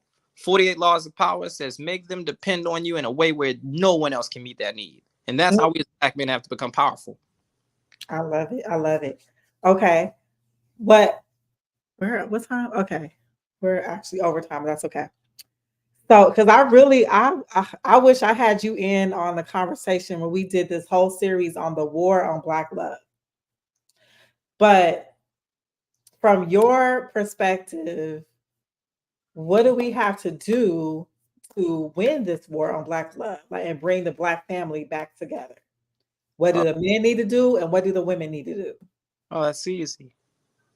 Don't. It was never a war. Mm. So it's like you're trying to fight other people to love you. How does that make sense? Look, Jesus put it best: love you one another as you love yourself. And so the thing is, like, I can't marry every black woman, but I can be good to you, even though we just met. So I can be good to, my neighbors. I can be good to black men. I can practice love in a social capacity because even though I may not know you, even though I may not know your middle name, you matter to someone, and that should be enough. Mhm. And we're not practicing that. You know what I'm saying? It starts with self-respect. So the truth is, in our culture, if we practice self-respect, the rest of it will line up. Self-love is a trick. It's something the devil set up for the end of time, where people think if you focus on you, it'll fix everything. But again, that's like if your house is on fire and you decide, you know what, I'm just gonna put on a wet shirt. You're not fixing anything that happened, So it's like we have to practice self-respect, because self-respect won't let you twerk outside with your ass cheeks out because your father cares. Self-respect won't let you catch a drug charge for one of your homies because you're better than that. Self-respect won't let you get caught in something you would be ashamed of because you respect yourself. And as long as we're willing to so for the women, in their case, we have to go back to practicing shame. Women should be ashamed to do certain things. They should be disgusted by some of their own behaviors. Because I know I'm disgusted by some male behavior. And the difference is we call each other on it, or we don't fuck with them dudes at all. We don't go, well, she just figuring it out. We go, hey, he's a liability and a danger to the rest of us. Mm. So he's got to change or he's got to go. You know, for men and women interacting. If the pursuit wasn't financial gain, you would find most interactions to be very pleasant. But if you're only talking to men you want free shit from, and they're only talking to you to have sex, both of you are wrong. Mm. Yeah. And so that's the other thing. We're not there's no humanity in how we date. So we shouldn't do it like that. We shouldn't. We should be like, hey, this is my long-term goal. I ain't gonna lie, I want to do this with you like Friday night. What's up? But at the same time, it's like, what are we gonna be in 5 years, 10 years? Is that a factor? And as for the practice of love itself, it is forgiving, giving, and sacrifice. In the combination of those three and no other combination. If you do 2 out of 3 of those, you're gonna wind up with something terrible. Like forgiving and giving without sacrifice, women call it tricking, but eventually they hate it because they know he doesn't care that he's giving them stuff. I know it's like a weird way to look at it, but it's like when you knew a man had to struggle against the white man to come bring you something you like, it means a little more than if he like, I can just throw cash at your problems, whatever. Like you might not have no problems, but you'll feel the emptiness of it. And it's like if he's forgiving and he sacrifices, but he's not giving, that's poverty. Because you ain't getting nothing. If he's giving and sacrificing, but not forgiving, that's resentment. And they're all very close to what looks like love on the surface. And so you got to fine tune the process all the time with other people. You know, so it's like we're not practicing that, and we should. We definitely should. You know? But where did this narrative come from that women are looking for some financial gain from men that we get into relationships with? Like, because to me, like saying that you want a man as a provider is less about I want to get his money and more about the security, the covering. It's like, yes, like money does provide provisions, but it's not like we're trying to take something from you. Like for a woman like me, it's about building. So in order for us to build, you got to have your own, and you got to be like, I can't have to take up the slack for you financially. So yes, I do want you to come to the table with your own, but I don't understand like where this narrative came that I want yours and mine too. No, I want us to pull our resources together to build. Yeah. Like I don't know those women. I would place that in a small percentile because why do y'all say that? Like why? But what makes you feel that way? That like, why do you feel that that's a small percentile? Because I know a lot of women who think like that. Yeah, but we know more women who don't think like that. Do you know more women, or is it a psyop? Is that what the media is pushing? That's what. Oh no. Look, you personally know yes. more women that think like that than think like how I think. Yes. And the reason I'm saying is because all right, so like when I first got my place, I was going to start a sex cult. I don't even put that out there, but that was actually what I was going to do. Like I had a couple girls that was already staying here, and what happened though was one of them did something stupid the very first night, and I was like, man, I am not going to get to enjoy this at all. Because I realized in there they're people. I can't just use them. You know, part of me being on earth is things have to be better when I leave. So I was like, okay. I started talking to them about the stuff they think. And they was like, we should do a podcast. And I was like, you know what? I love y'all enough to never record what you think. I was like, we're going to get you to a point where you got something worth saying that other women are better off hearing before we let you just talking in public. And the thing is, like, they was wilding. I heard some of the dumbest nonsense. I swear to God, bro. Like, you'll be sitting there like, wow, this person can vote and is responsible for another person. And then you find out there's very cutthroat because you got to remember the inbox differences to men. Even a pro football player has less inbox messages than a fat woman. What? Yeah, look, you need to look up the stats because it's like, especially if like they know she fucking, like, no, it's a wrap. There'll be more men trying to get with her than there are women trying to get with that pro player. Okay. And so like regular dudes are basically just kind of caught in the mix of it. Like we're like, wow, I would love to have a woman that makes me give up on these ideologies that women aren't the worst that I think they are. Uh-huh. But you also live in Atlanta. I You've do. been outside. You've seen it. You look, I've seen women start twerking on cars like you gotta have some money, and you're like, yo, this is a synagogue. Why are y'all acting like that outside of this house of worship? You know what I'm saying? Like, because of the whole environment to it. You know, like this city here is big on sun flash. It's a trap. Everyone's trying to impress people they don't give a fuck about. And so that changes the whole dating pool in a very bad way. It does. Like, you might not even like the rich dude. You might just not want this girl to have him. And you know, like this is a common thing. You know, so it's like the practice. Like I said, it needs to go back to forgiving, giving, and sacrifice. And as for women, I know this sounds crazy, but if a woman's ever to find a husband, she should go out with the mindset of how much of me can I give away without debasing myself. Mm. Yep. Give away or compromise on. Like, let's be clear. Well, okay, so to be clear, compromise is a very interesting word that people use to kind of diss the fact that they were willing to pick someone else over what they thought was right in the moment. You know, but we're not compromisers. Like no man that's worth having is going to compromise with you.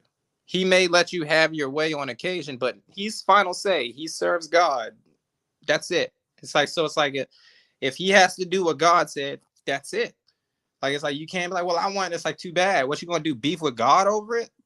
Like, it's like, you know, and that's another thing too. We've gotten to a point in our lives where we expect to hear no less from our spouses or the people we're dating than we do from God. And that's weird.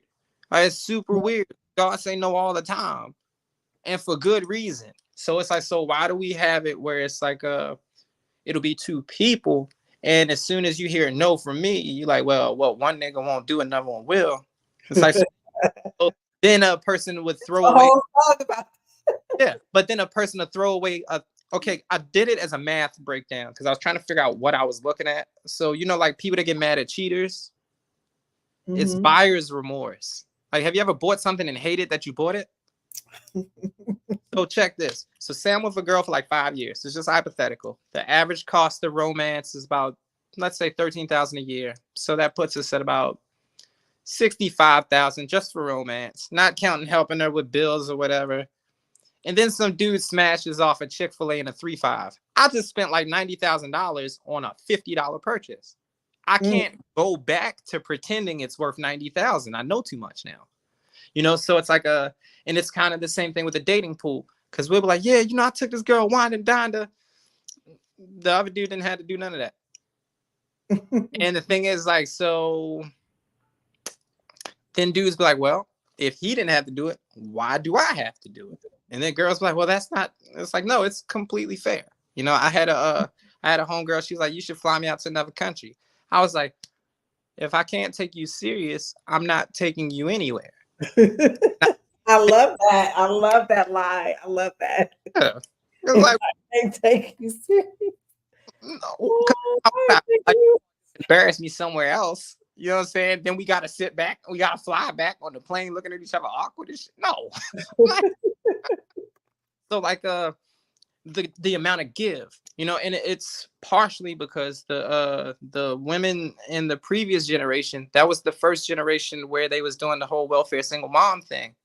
So they was really like, I don't need a man around. They definitely did because they was making the worst decisions possible. But we're 2, 3 generations deep in that now. So girls think for the most part they got to automate it. But I would like to tell every woman here, all that I don't need a man shit breaks down hard at 29. It builds up again at 31. It breaks down again at 36. It falls apart completely at 39, works again at 42. Then you hit menopause and you ain't got no choice. Okay, let's put this whole myth to rest because I don't, again, I can only speak from my experiences. So some of the stuff like you be like, yeah, most women don't think like that. But I don't believe that I don't need a man. I definitely want one. So like I'm not down with that culture of I don't need a man. Well, what are you willing to give away?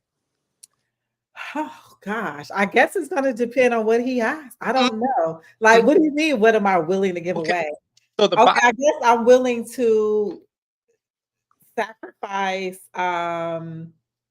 being the head of household. Like, I don't know, that's shit. not a sacrifice. That's like getting demoted for more pay. Try again.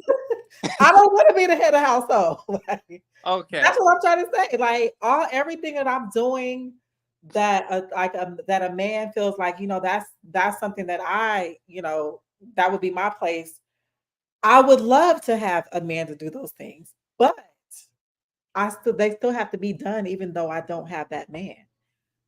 I was not going to stay in a unhappy marriage for the sake of having a man.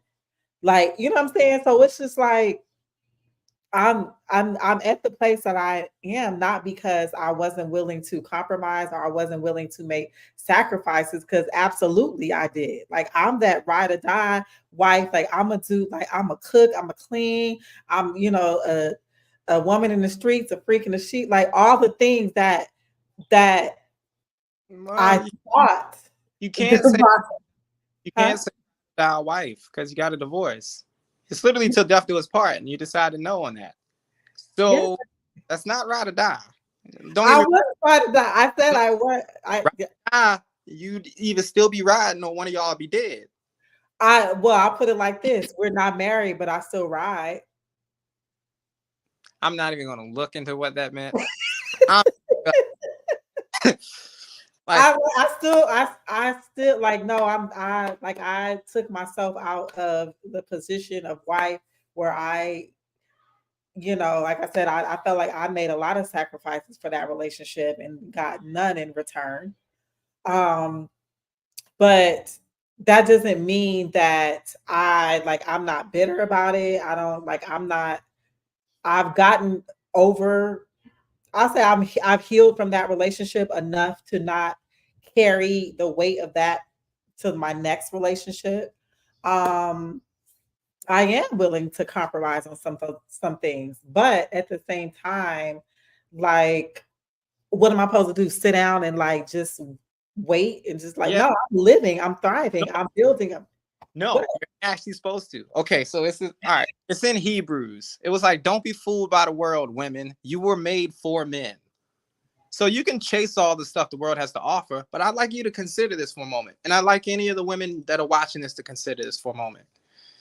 Do you know what you'll really have to give up when you get married is your entire past? And the reason you'll have to give it up is because at this point in history, let's say you've been on 10 vacations with men that aren't your husband. You can never show him those pictures. You can't even act like you went there, in all honesty, in case he wants to go. And the worst part is because you've built up these whole lives with other people and you live this secret thing. Either the secret will explode and ruin your life, or you have to give it up entirely. So that's actually what women will have to give up. Also, Our past. yes, because Okay, yeah, check. hmm? It's gone. All right, let's go. What else? Just okay, the other one. You have to give up the entertainment of other men. Gone. Will because sexual exclusivity, in all honesty, there's only three things a woman can really offer a man that matter. And that's sexual exclusivity, love if she actually means it, and not embarrassing me when I'm not around. That's literally all that like our list, the list men has is so short. When women can't meet the list, we're like, she just wasn't trying. That was only three things. And you can ask any of the men who are watching whether or not that's it. Because like if you love us and you mean it, you're not gonna disrespect us, you're not gonna play us. If you won't embarrass us when we're not around, I can go be a patriot. I can go fight for this country because I know my wife is mine. If she's practicing sexual exclusivity, those kids are mine. I'll never have to worry about if I'm raising the neighbor's kid. I'll never have that feeling. And the thing is, it's like women don't value those things. And the reason in our culture they don't value them is because the woman is always the mother. The The woman's dad ain't always the dad. The woman's always the mother. Like, you know, the kid's yours. So, of course, you're like, well, it's like, yeah, but it might not be the dude's. And then it's like, and some people be like, well, he should step up and be responsible for another man. It's like, as soon as you say it out loud, it's like, no, that's wrong. He should be able to sue her, you know? And no, because I've been thinking about that too. It's like, if dating keeps being this transactional, men should be allowed to sue for lost wages, lemon laws, Living laws. yes, lemon law. No, because like, if you go and just set up shop in someone else's life in your life, I should be able to sue you for the amount of money I spent on that and get it back. Wait, hold on, we got a question for you. Do you think men were made for women? No, God made us for him. And he made us for y'all. That's what Yeah, your thing. Okay. it's in a chronological order, and it's no way out of it. God made man to tend to the earth. Then he goes, man shouldn't be alone, and he makes a woman, and that's it. And the thing is, like, the Bible goes out its way to tell us, it's like, this is the reason a man will leave his parents' house. It's the reason a man does anything is for his wife. And it's like, any man you know, somewhere deep down in there, he's looking for that her out there. And ironically enough, even gay dudes, there's a woman out there he'll stop being gay for. We're wired to take care of women. Like, y'all don't get it. Like, it's like, we're the caretakers of the world. And women sent to world, Craig. And so, and women were sent to care for us because we actually know how to take care of everything but ourselves. And so, like, do you believe that we provide like wisdom? Like, there are intangible things that women provide that because men are like, well, we provide all the, all the tangible things, but like, I've heard a man say like, well, what value does a woman bring? Like, what does she provide that's tangible? he may have that rough, but I get what he's saying. To be clear, my list stays the same. Sexual exclusivity, not embarrassing me when I'm not around, and loving me like you actually mean it. That's the only things a woman can provide to a man he gives a shit about. The rest of it is stuff you think we cared about, but we might not have asked. And the reason I say that is because, like, have you ever got a gift from somebody and they really wanted you to enjoy the gift, but you didn't ask for it? Oh, put that comment down. Wait, say that again. Have you ever got a gift from someone and they want you to enjoy it, but you didn't ask for it? Yeah. That's how most stuff is in relationships for men. Like, a girl, but hey, we should do such stuff. We're like, I don't care about none of that. we're like, I just wanted a meal that someone cooked like they like me. It's like, I wanted her to ride this dick like it's the only one on earth. And when I'm not around, I want her to be like, man, I wonder where my dick is. Is he in the house? That's all we want. The rest of it is stuff that women make up for other women. And then they ruin their own relationships. I'm like, girl, see, you didn't need them in the first place. Well, no, I heard it like men, like you all want us to provide peace. You want to have peace when you come Peace home. is internal. Peace is internal. No woman can provide peace. Oh, y'all hear that, man? It's not our job. Woman in Atlanta. How you gonna provide me peace and you on drugs? Fact of the matter is, who are these women? Like, what is the street got that bad? Why are you acting? Okay, to be clear, it's America, and I'm about to put this like straight game. In 2008, when the housing crisis happened, drugs propped up the economy. That's the only reason they're still in America, and that didn't suddenly go away. And drugs propped up the housing market. What do most of the girls who come here want to be? Real estate agents. You gotta start looking at the correlations. And so what happens is you wind up where it's like I said, they're not paying for drugs. When you're paying for drugs, you're an addict because you might steal a TV. But when you're not paying for drugs, you're just a party animal. And that's one of the weird things about language. Because it's like, think about it. She going out every weekend. It's not like she's spending her money on drinks. Not like she's spending her money on weed or, you know what I'm saying? She just, and if she is spending her money, what'll happen is eventually the math comes due. Because to be clear, if you're not selling drugs are really expensive. Like if you smoke a dub of weed a day, that's $600 at the end of the month if you didn't just buy an ounce for the $200. And people and you wouldn't realize it because like, oh, it's $20 a pack of cigarettes. It's $10 here and there. $10 times 30 days, that's $300. A bottle of Let's say a bottle of Bel Air, $30 champagne. If you was to do that for 30 days, that's $900. All that adds up real quick. So if you got a bunch of vices, Yeah. nah, you cooked. And so it's like, and if you got a bunch of vices, you're looking at like $1,100-$1,200 a month just in party expenses. We ain't got your bills, your insurances.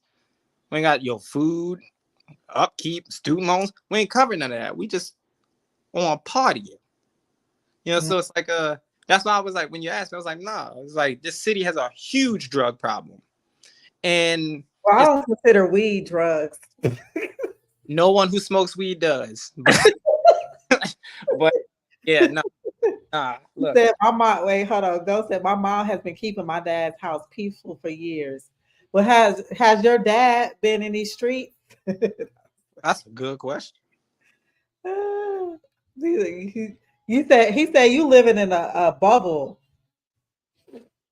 He talking shit. And well, Well, like so the thing is, like what you're describing is what a lot of men describe, and then I'm just always like, I don't hear enough men talking about, even if it's a smaller percentage, but I don't hear enough men talking about like the women who are the total opposite of this, right? The women who that want to grow and build with you, the women who are looking for partnerships, the women who, yes, we financially, we're not looking for a man to take up the slack for, why are you looking like there's not enough talk about us, is what I'm saying. it's not enough us to talk about. You don't hear conversation. Really? Yeah, you don't hear You're conversation. in Atlanta though. Like No, you don't hear conversations about the growing panda population. Look, panda. endangered species is an endangered species, okay? And we don't talk about endangered species. We talk about invasive species. And right now, hoes is an invasive species. They set up shop inside what used to be traditional womandom and started dragging regular women down. Okay, well, it's the same on the men's side. Like there's more of the hold'ems. I don't know what you call the gigolo. Like it's more of those men who are trying to take advantage of women who have resources than those that are. How you gonna shake your head? Because you Y'all are ignoring 4 out of 5 of us. You're just talking about the same dude.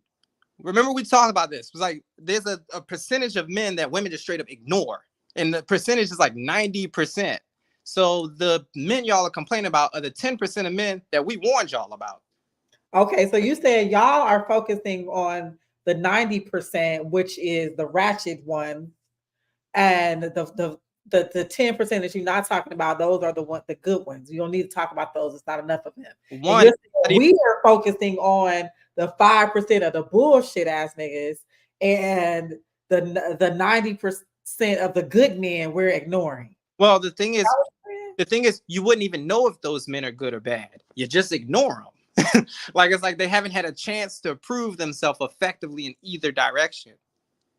It's like, but the ones y'all pick, women have already proven to you they were pieces of shit before you got there. And I know that sounds like a weird way to look at it, but I always think about the girl who's dumb enough to be the 4th baby mama. Like 3 women proved to you this shit ain't gonna work.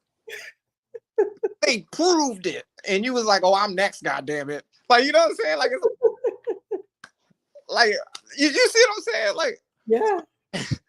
and the thing is, it's like for the dudes, men pray for a specific type of woman. And the worst part of all is the men who pray for it, they don't even know if they qualify for it. Everyone is catfishing everybody. Facts. This hairline is horrible, bro. I don't even know what this look like in real life. Like, look, let me tell you. So, and I've been thinking about that too. One of the issues I used to have, like I said, I used to have girls that live here and they be talking hella shit, and I'd be like, wash your face and take off your wig and say that. It's like, because my rule is always, if I look better than you with what God gave me, you can't talk to me a certain way. It's super fair because it's fair because it's like, these are perfect eyebrows. I've never had to mess with them. Okay. Anyone who's had to pluck their eyebrows, I already don't trust it because God gave you eyebrows to express your emotions. So you changed how your emotions look to other people. Hard pass. And, so it's like, so my rule has always been, okay, well, If you can wash your face and without fake hair have the same opinion about me that you just said, then maybe it's true. And I know that sounds horrible, but I want you to think about that. You've been disrespected by women who look like shit and then had a glow up, and you was like, nah, because yesterday you would have never said that. You know what I'm saying? Women. So I know, like, when it happens to me, I'm like, go wash your face. Like, and the cat Like wig off did say that shit. and the catfishing thing ain't gonna go away because of insecurity combined with marketplace value. Mm. So it's like one of the things for black women that doesn't get said a lot was I'm not sure black women think they qualify for good black men in the first place. Oh, you would speak on that. Well, think about it like this. If you say men ain't shit, let's say 10 times a month, you've already conditioned your universe to only attract ain't shit men. If you Fact. don't respect men, you're only going to wind up having sex with men you already didn't respect. Mm. Because everything's the conditioning. And what's y'all music saying? These niggas ain't shit. Give me your money. Give me your money. Give me your money. You know what I'm saying? So it's like it's changed what they're attracting. And it's the same with the dudes. Like even with me, like, God forgive me. Yeah, I actually believe that women are worth preserving because they're an extension of us, made for us. Like, it's not gonna get better than that. Like, but you got to think of the mind of the world where they've tricked some black woman out there into thinking she's too good for a man that looks like her. It's a Mm. wild place. So There's some black men out there who think he's too good for women that look like him as well. I'm Look too like good. his brother. I'm too good for the ratchets, but that's after years of failing in ratchetness, not after like I'm talking about the ones that go for the like outside our race. Oh, well, okay. There's nothing wrong with dating outside of your race. The issue is deifying it. You know what I'm saying? Like, for example, like one of the things that you would see sometimes is you'll see like a black girl date a white dude, and she's got all these grandiose things to say about him. Like, yeah, I'm so glad I tried this. And I'm like, I wonder if Sally Hemings said anything like this when Thomas Jefferson was around. And the reason is because they oversell it. Every relationship is a mess. You're never going to meet two people that just fluidly get along all the time. It's Right. unnatural. It's not even a realistic concept to propose, let alone be a thing. And so you find yourself with everyone's got these dreams of this thing that's God is protecting them from their own dream. Mm. I know that sounds crazy, but I be thinking like even with me, like I said, I love me a ratchet baby mama because I'm a dumbass, bro. But And I, God, I love a nigga that needs some fixing. Like he ain't got some emotional issues. He ain't been done wrong. and you know how hard it is honest about this in real life, bro. Like this ain't easy. You know what I'm saying? It's like, and so like a lot of times I'm like, God, why can't I have her? He like, I'm just gonna show you what you think you're missing, and then I'd be like, oh, I like, I won't ask for nothing stupid again for like a week. But it's like and I think that's like the same thing with women. Like a lot of times they'll be like, okay, well, I want a man who's a millionaire. It's like, okay, well, he's definitely going to require a lot of things from a woman.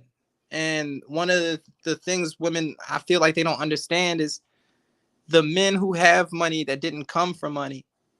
They went through that whole era where women saw them as invisible. Remember, I was like the superposition. So like while a man's moving from like a 5 to become like a 6 or 7 or 8, all the women around him are pretty sure they can do better. And then when he's at 8 and they flock and he's like, I remember when you didn't like me. So now you're a plaything when you could have been a wife thing. So it's like the superposition is what changes everything. And you can't ask new car prices if you're Previously on. or leased or damaged or have a dent or water damage Ah, or high mileage. well, actually, what's crazy about that? Everybody loves driving a classic. You might even restore it. I think, I think what it is like you said, it's the demand of the high price. Because like It's always sounded crazy to me too. Like, especially like when you're young, you know, you'll meet a girl, she's like 27, she has certain rules. But if you meet her like 30, 31, and she's got like a kid, the price goes up by the price of the child. Mm. You know, so it's like a child on average in America costs about 30,000 per year plus 7% inflation over 18 years. And so if a girl's like, well, I need a man to take care of me and satisfy me, it's like, cool. That actually only cost 78.5. So Mm. you want me to pay 108.5, you know what I'm saying, to take care of you and the kid. And I'm sorry, it's 30 per kid. And then you got to remember the package deal you get loses value per baby daddy. Because it's bad enough that it's like, as a, like, I don't have any kids. So it's like asking me to take care of another man's kids is a straight up insult. And I know this is an unpopular opinion, but if he don't want to take care of the kid, why should I? It's his. That would be like, would you take better care of your neighbor's house than yours? No. So like, and it's not something people look at like that, but it's like, okay, so if a woman does show up with kids, my rule was always, as long as you can afford to take care of your children, I'll take care of you. That was always the rule, because if they're not my children, that's an unfair burden to put on me. Plus, I don't want to be fighting with some dude like, hey, well, you taught my son. It's like, I taught your son math because someone should. Like, you know what I'm saying? Like, it's like, you know, it'd be a lot. Let's see, classic. That's a good one. I'm thinking some of these single moms need to humble themselves. It's not a. Hold on. No, you ain't gonna go in on a single mom. Hey, bro, look, it's not a humility issue. It's a marketing issue. So because they're not aware of the cost of it, remember, women don't pay for dates. Women aren't romantic. We're romantic. We're the ones who buy roses. We're the ones who schedule events. We're the ones who have to take her somewhere just for some coochie. I'll do something on your birthday and special occasions. Wow. One day out of the year. That's like my whole point. So it's like, so the thing is, but we have to do this once, twice a week, a minimum of 3 times a month. Minimum. So it's like, so the men are always going to be more romantic. And the truth is, women don't respect anything they don't pay for. Why you think the phrase "you got to pay for this pimping" work? And why you think pimps get more respect than regular men? Because the woman will go pay him to be pimped. And so what happens is a dude will be like, well, I'm gonna throw all my resources at her because let's do it. It's a long-term stun flash, but it creates fatigue. And so with the single moms, remember, they can just jump over and go, well, I'll try again here. The issue though is and this doesn't get brought up a lot. Why do women believe in karma except for when it's stuff they do? Because I've been thinking about this for years. Because like the women who be like, oh, I'm a good woman, blah, blah, blah, blah. Then you find out the kid was never the dude's. Like it'd be like 25 years went by, he need a kidney now, and he don't even got someone to get a kidney from because she lied. Damn. Like, so it's like, are you good? What is good? So like you know, and this isn't like a thing where it's like, you know, I'm not saying this to be rude. I'm saying this because we grew up in the 90s. You remember Maury. It was a new episode of Maury every day for 10 years, and they was never the dad. Oh my God, that was never 10, bad. 10 years. Never bad. 10 years of episodes where he's never the dad. Well, he only chose the people that he knew wasn't the dad for the show. Even still, he had that many options. He had, yeah. Yeah, and so like, you know, that's drastic. You know, men want women they can trust. Yeah. Y'all want men you can trust, but that's really just what y'all say out loud. I got this book. Hold on. Over here, All the dudes out there, get this book, My Secret Garden. This book tells you all the stuff women really have fantasies about. Which, by the way, you'd be surprised how many rapes and burglaries and people beating up her husband and having sex with her in front of her spouse, and how many things they like that ruin long-term relationships are in here. But this Who's shit, the author? Who's the author? The author is Nancy Friday. So this is what they really be thinking. What's her last name? Friday. How you spell that? Like Friday. Oh, like Friday, the day of the week. I thought you said Friday. Oh, okay. Oh, yeah. Nancy Friday.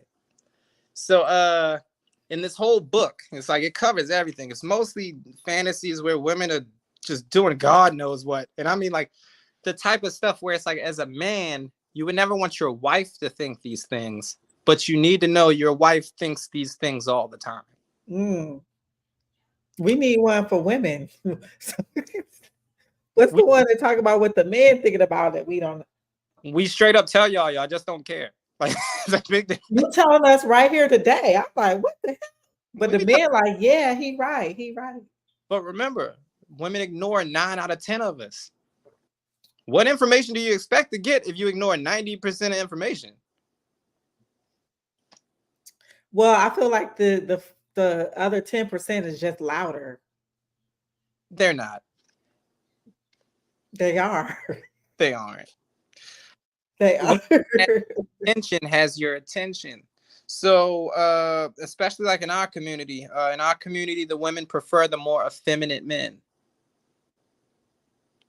And the reason is because you can do whatever you want with them. Masculine men got rules. You ain't gonna walk in my house and command anything.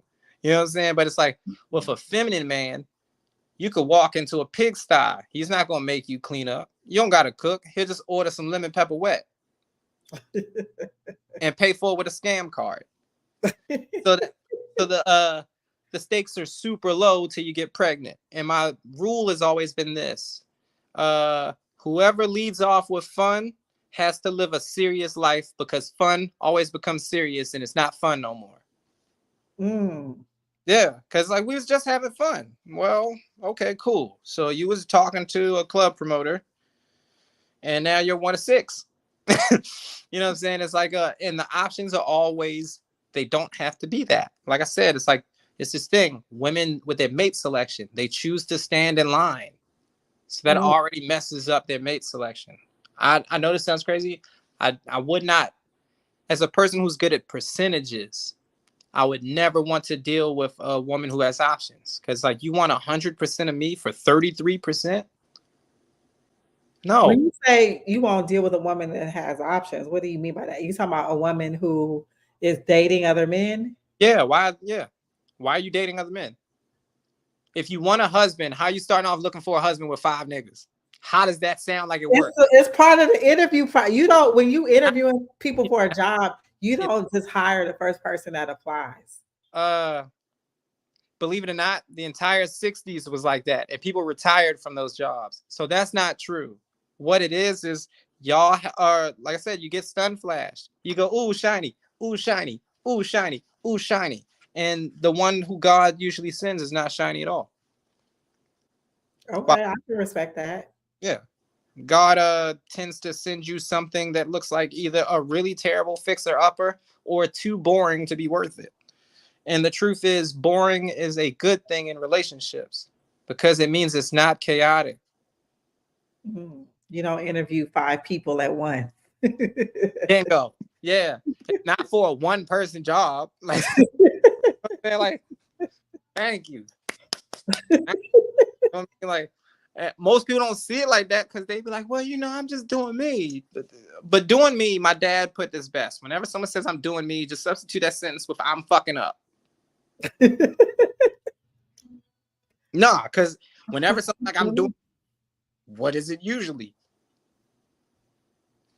They usually Well, fuck. I look at it like, until you're in a committed relationship and you're just getting to know folks, as long as sex is not involved.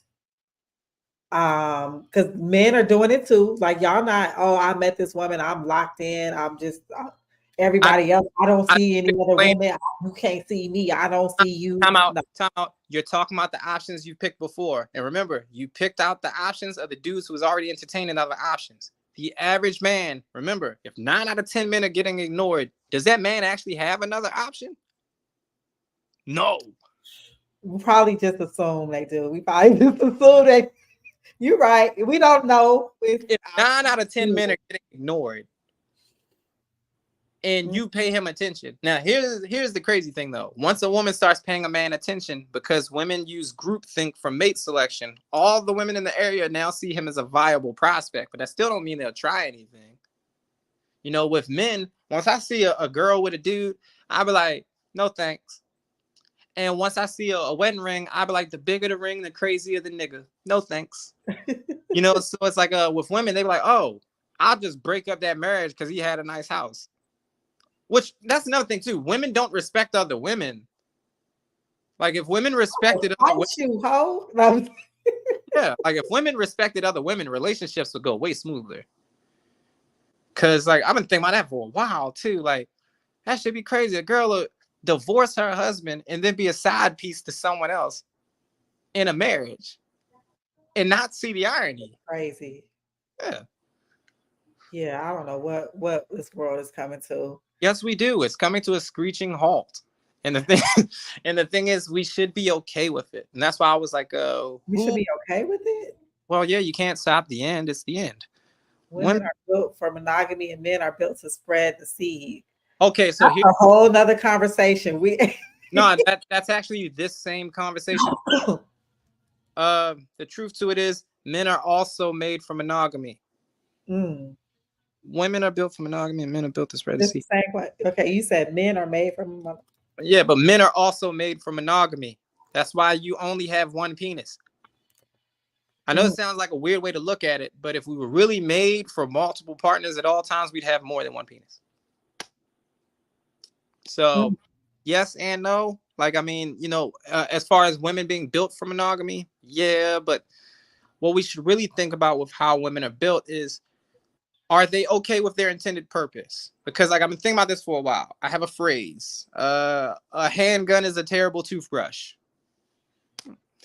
So you should only use things for what their intended purpose is. So you have to ask yourself, well, what do women think their intended purpose is? And are they willing to even do it? Because if your intended purpose is to be a helpmate to a man, yeah, you might not go on as many solo adventures. You won't live a life of entertainment, but it will be fulfilling. It'll be a life with purpose and meaning and value, and you'll see it over time. You literally will get to grow a person that's a grown person into something you like. Because the truth is, your first ministry is home. How you talk to the person you with, that's everything. Y'all can speak. I'll put it to you like this. And we need to study this woman hands down. Michelle Obama. I don't know what type of pussy she's sitting on to make a black man president. I don't know what she was. You know what she was saying. Everyone needs to know. Everyone needs to know. Like, save our culture, bro. Like, and I've been thinking about this shit for years. Cause it's like, what did she do that took a herb ass kind of mixed black dude with no real swag and turned him into a president? What is she saying to him? What did she tell this man that no other black woman has said so far? And I know that's like a weird way to look at it, but I agree. I agree. Come on, like she on to some shit, like, and she needs to be studied. Like, I mean, like Smithsonian style. You know what I'm saying? But I feel like black women specifically, that is our nature. That is like, it is our nature to actually help create greatness in our men, like to like inspire it, grow it, nurture it. Like that's what we are built for. That is our purpose, to nurture our men to greatness. I feel like black men don't respect that enough. Cause like, again, like, why are we debating about who pays what? Oh. If every black woman has that Michelle Obama mentality, and that could take you to the level to be the first black president, why wouldn't you value that over who paying for what? Whether or not I gotta take her out to eat, or I gotta do this, or I gotta do that. Like, what sacrifices are y'all willing to make to get you a Michelle Obama? Our entire life is a sacrifice. There's almost no black dude in America doing what he wants to do. Not a single one. And it's not because of survival. It's not because of anything lower. It's the rule of God. It's the curse of man. Men must suffer to make the world into something. That's just it. We don't have an out to that. And yes, Black women are wired to do that for their man. The problem is they pick the wrong man.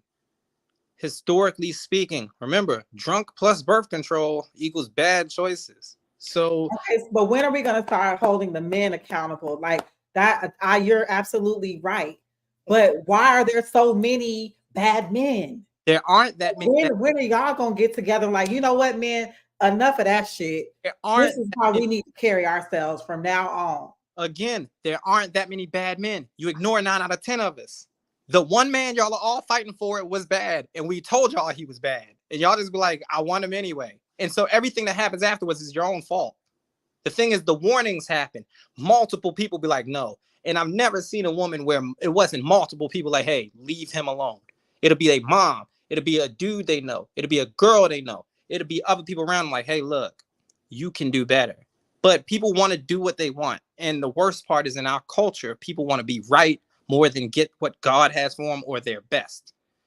And so in the case of what we usually see is women will double down on stupid. They're like, I don't care. I don't care if this is his third felony. We gonna make it. Can't get an apartment in his name. Can't get a car. You know what I'm saying? Face covered in tattoos like a doodle bear. And she's gonna lock into this bad decision because she already made it. There are There's so too many gentlemen. gen- I agree. You speaking in general. And I don't know these women. I don't know these wait, women. hold on. Let's take it out of generalizations for a moment. Outside of generalizations, we can say definitively 9 out of 10 men aren't seen by women. The dating apps have proved that. So, 9 out of 10 men are not seen by women. yeah, I want you to think about how many janitors, male men, you've just never looked in the face. The number's stupid high. And so, like I said, when women are like, well, I why are all men bad? It's like, no, you pick the same dudes. It's several men out. If you knew the types of things that men prayed for women, like, because like I said, the world is suffering for men. Men be going through it, and God help you if they suffering for a woman, it'd be worse. They want Bobby Brown until he turns into Bobby Brown. No, they want Chris Brown until he turns into Chris Brown.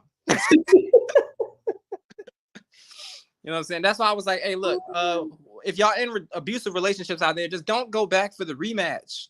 Or if you go back, train first. Let me see.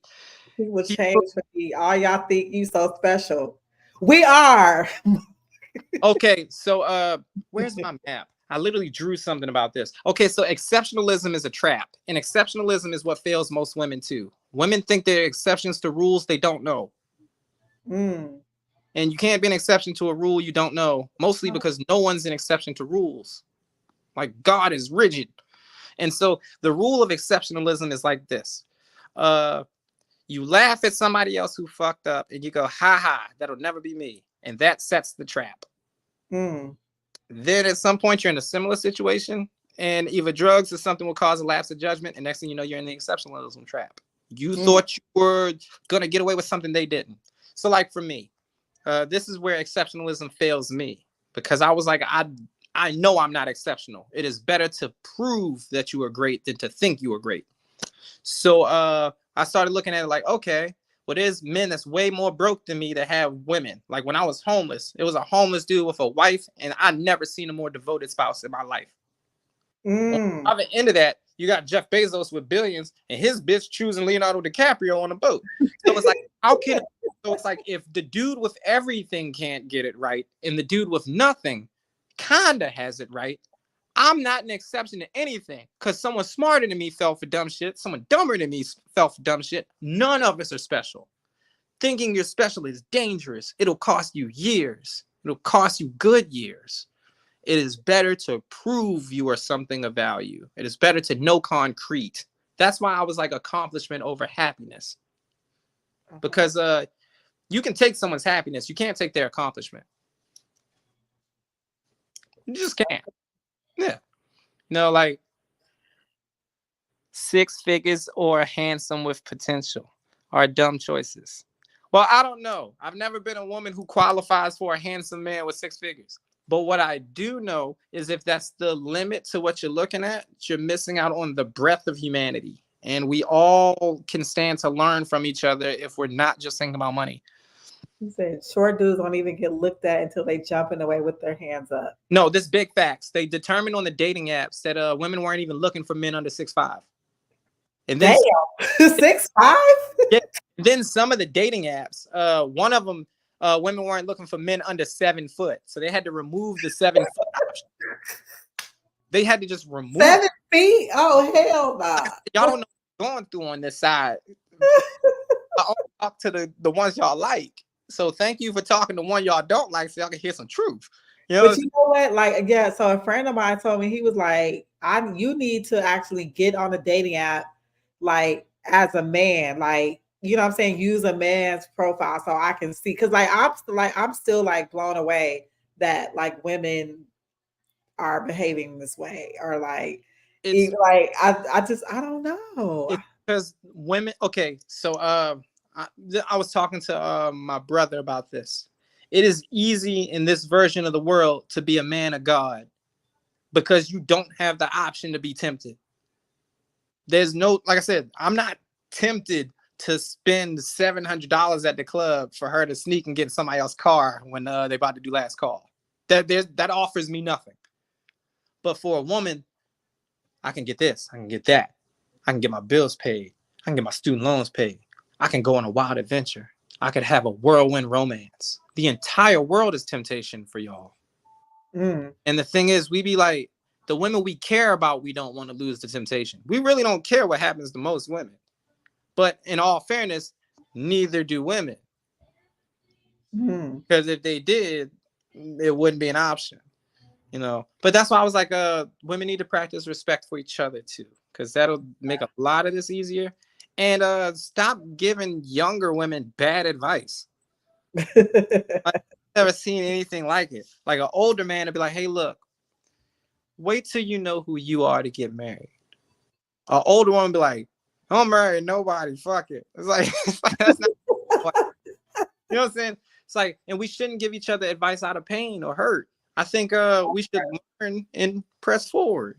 You know? Yeah, we share our experiences, and that's grow. That's what smart love is all about. But you know what, Breaks? Like I could talk to you all day. Like we don't agree on a lot of things, but I respect Agree. your opinion, and I feel like you think the way a lot of men. I appreciate the insight from men, like because oftentimes most men don't share about certain things or how they think. Um, like you were even leery. You was like, well, you cannot say what like what are the limits? Oh no, I already knew. Yes. Like even on the playback of this video, it's finna be some bullshit. Like you need to stop this in the snippets. Like I'm just letting you know. Like Yeah. No, we definitely gonna have some snippets, but no, but like I appreciate hearing like honest truth, you know what I'm saying, and how you feel. Like, and it sounds to me like you study, like you're not just, speaking like just half-heartedly. Like you read books and shit. Like I know like you because you do these comics. Tell us about your oh, comic. I just got my first draft. Oh, Okay, tell us about your comics and where we can find them.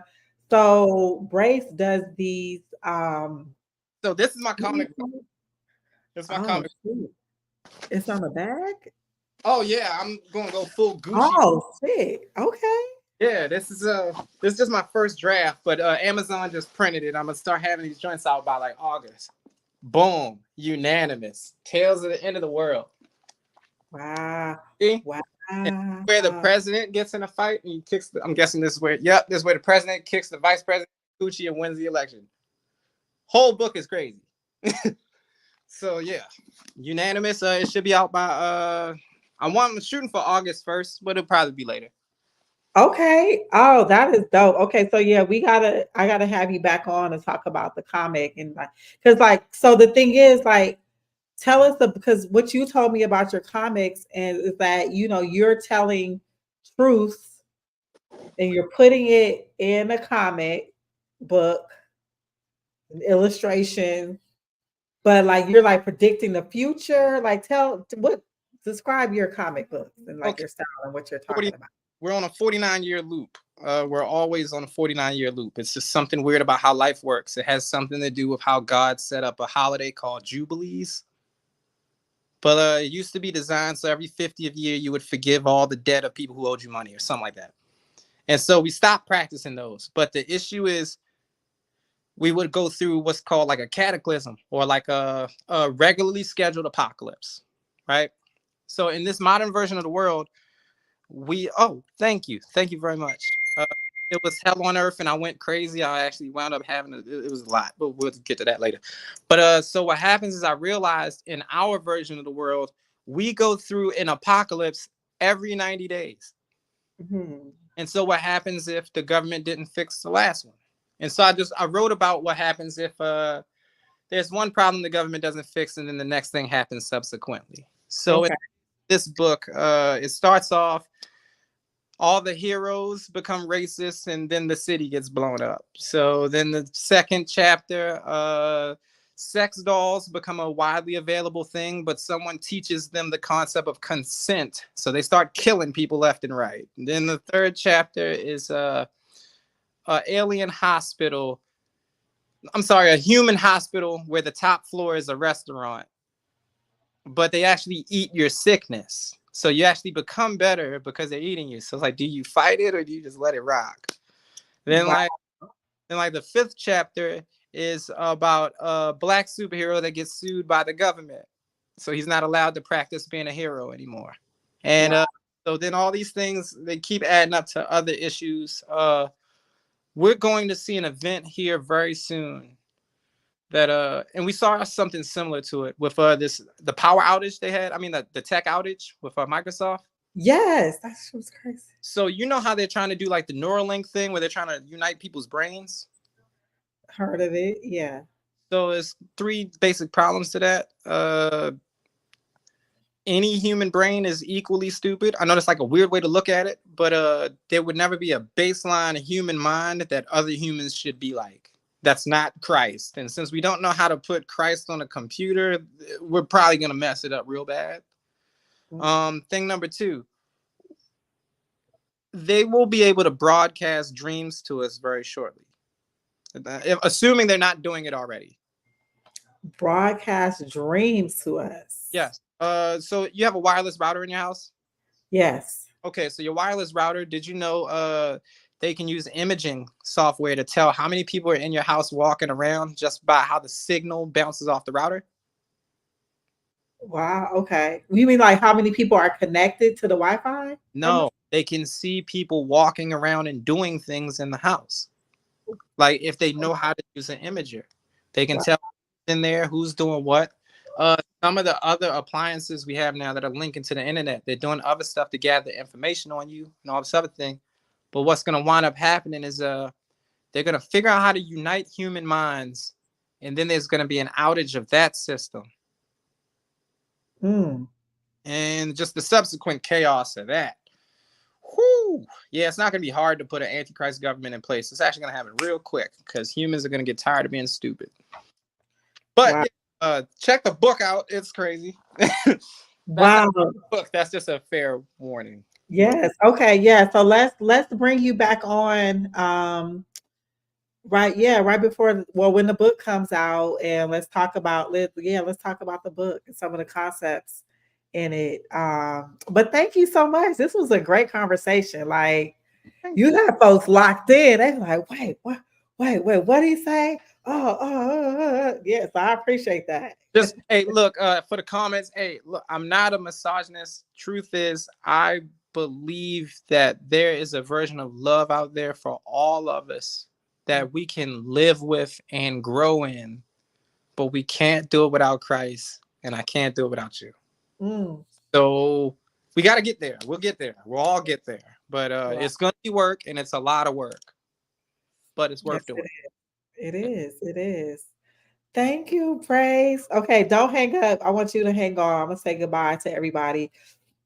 Thanks everyone for joining. This was a great conversation with Brace. We talked a little bit about my topic. I don't know. He had me all, and I was like, wait, We was wait. hold on, we gotta talk about. Wait, stop. What? But I hope that you learned something. I know I did. I always learn from these conversations. Um, and we're just going to continue to have them. And I feel like that's how we grow. That's how we use our experiences to teach the next generation the right things and not tell them the wrong things. Like, shit, if we have already been through some shit and we have learned a lesson, like, let's pass it on. Like, you know what I'm saying? Let's not live in generalizations. Not Let's not let media control how we think and control our experiences. Like, no, we're more powerful than that. That's why they're trying to control us. But thank y'all.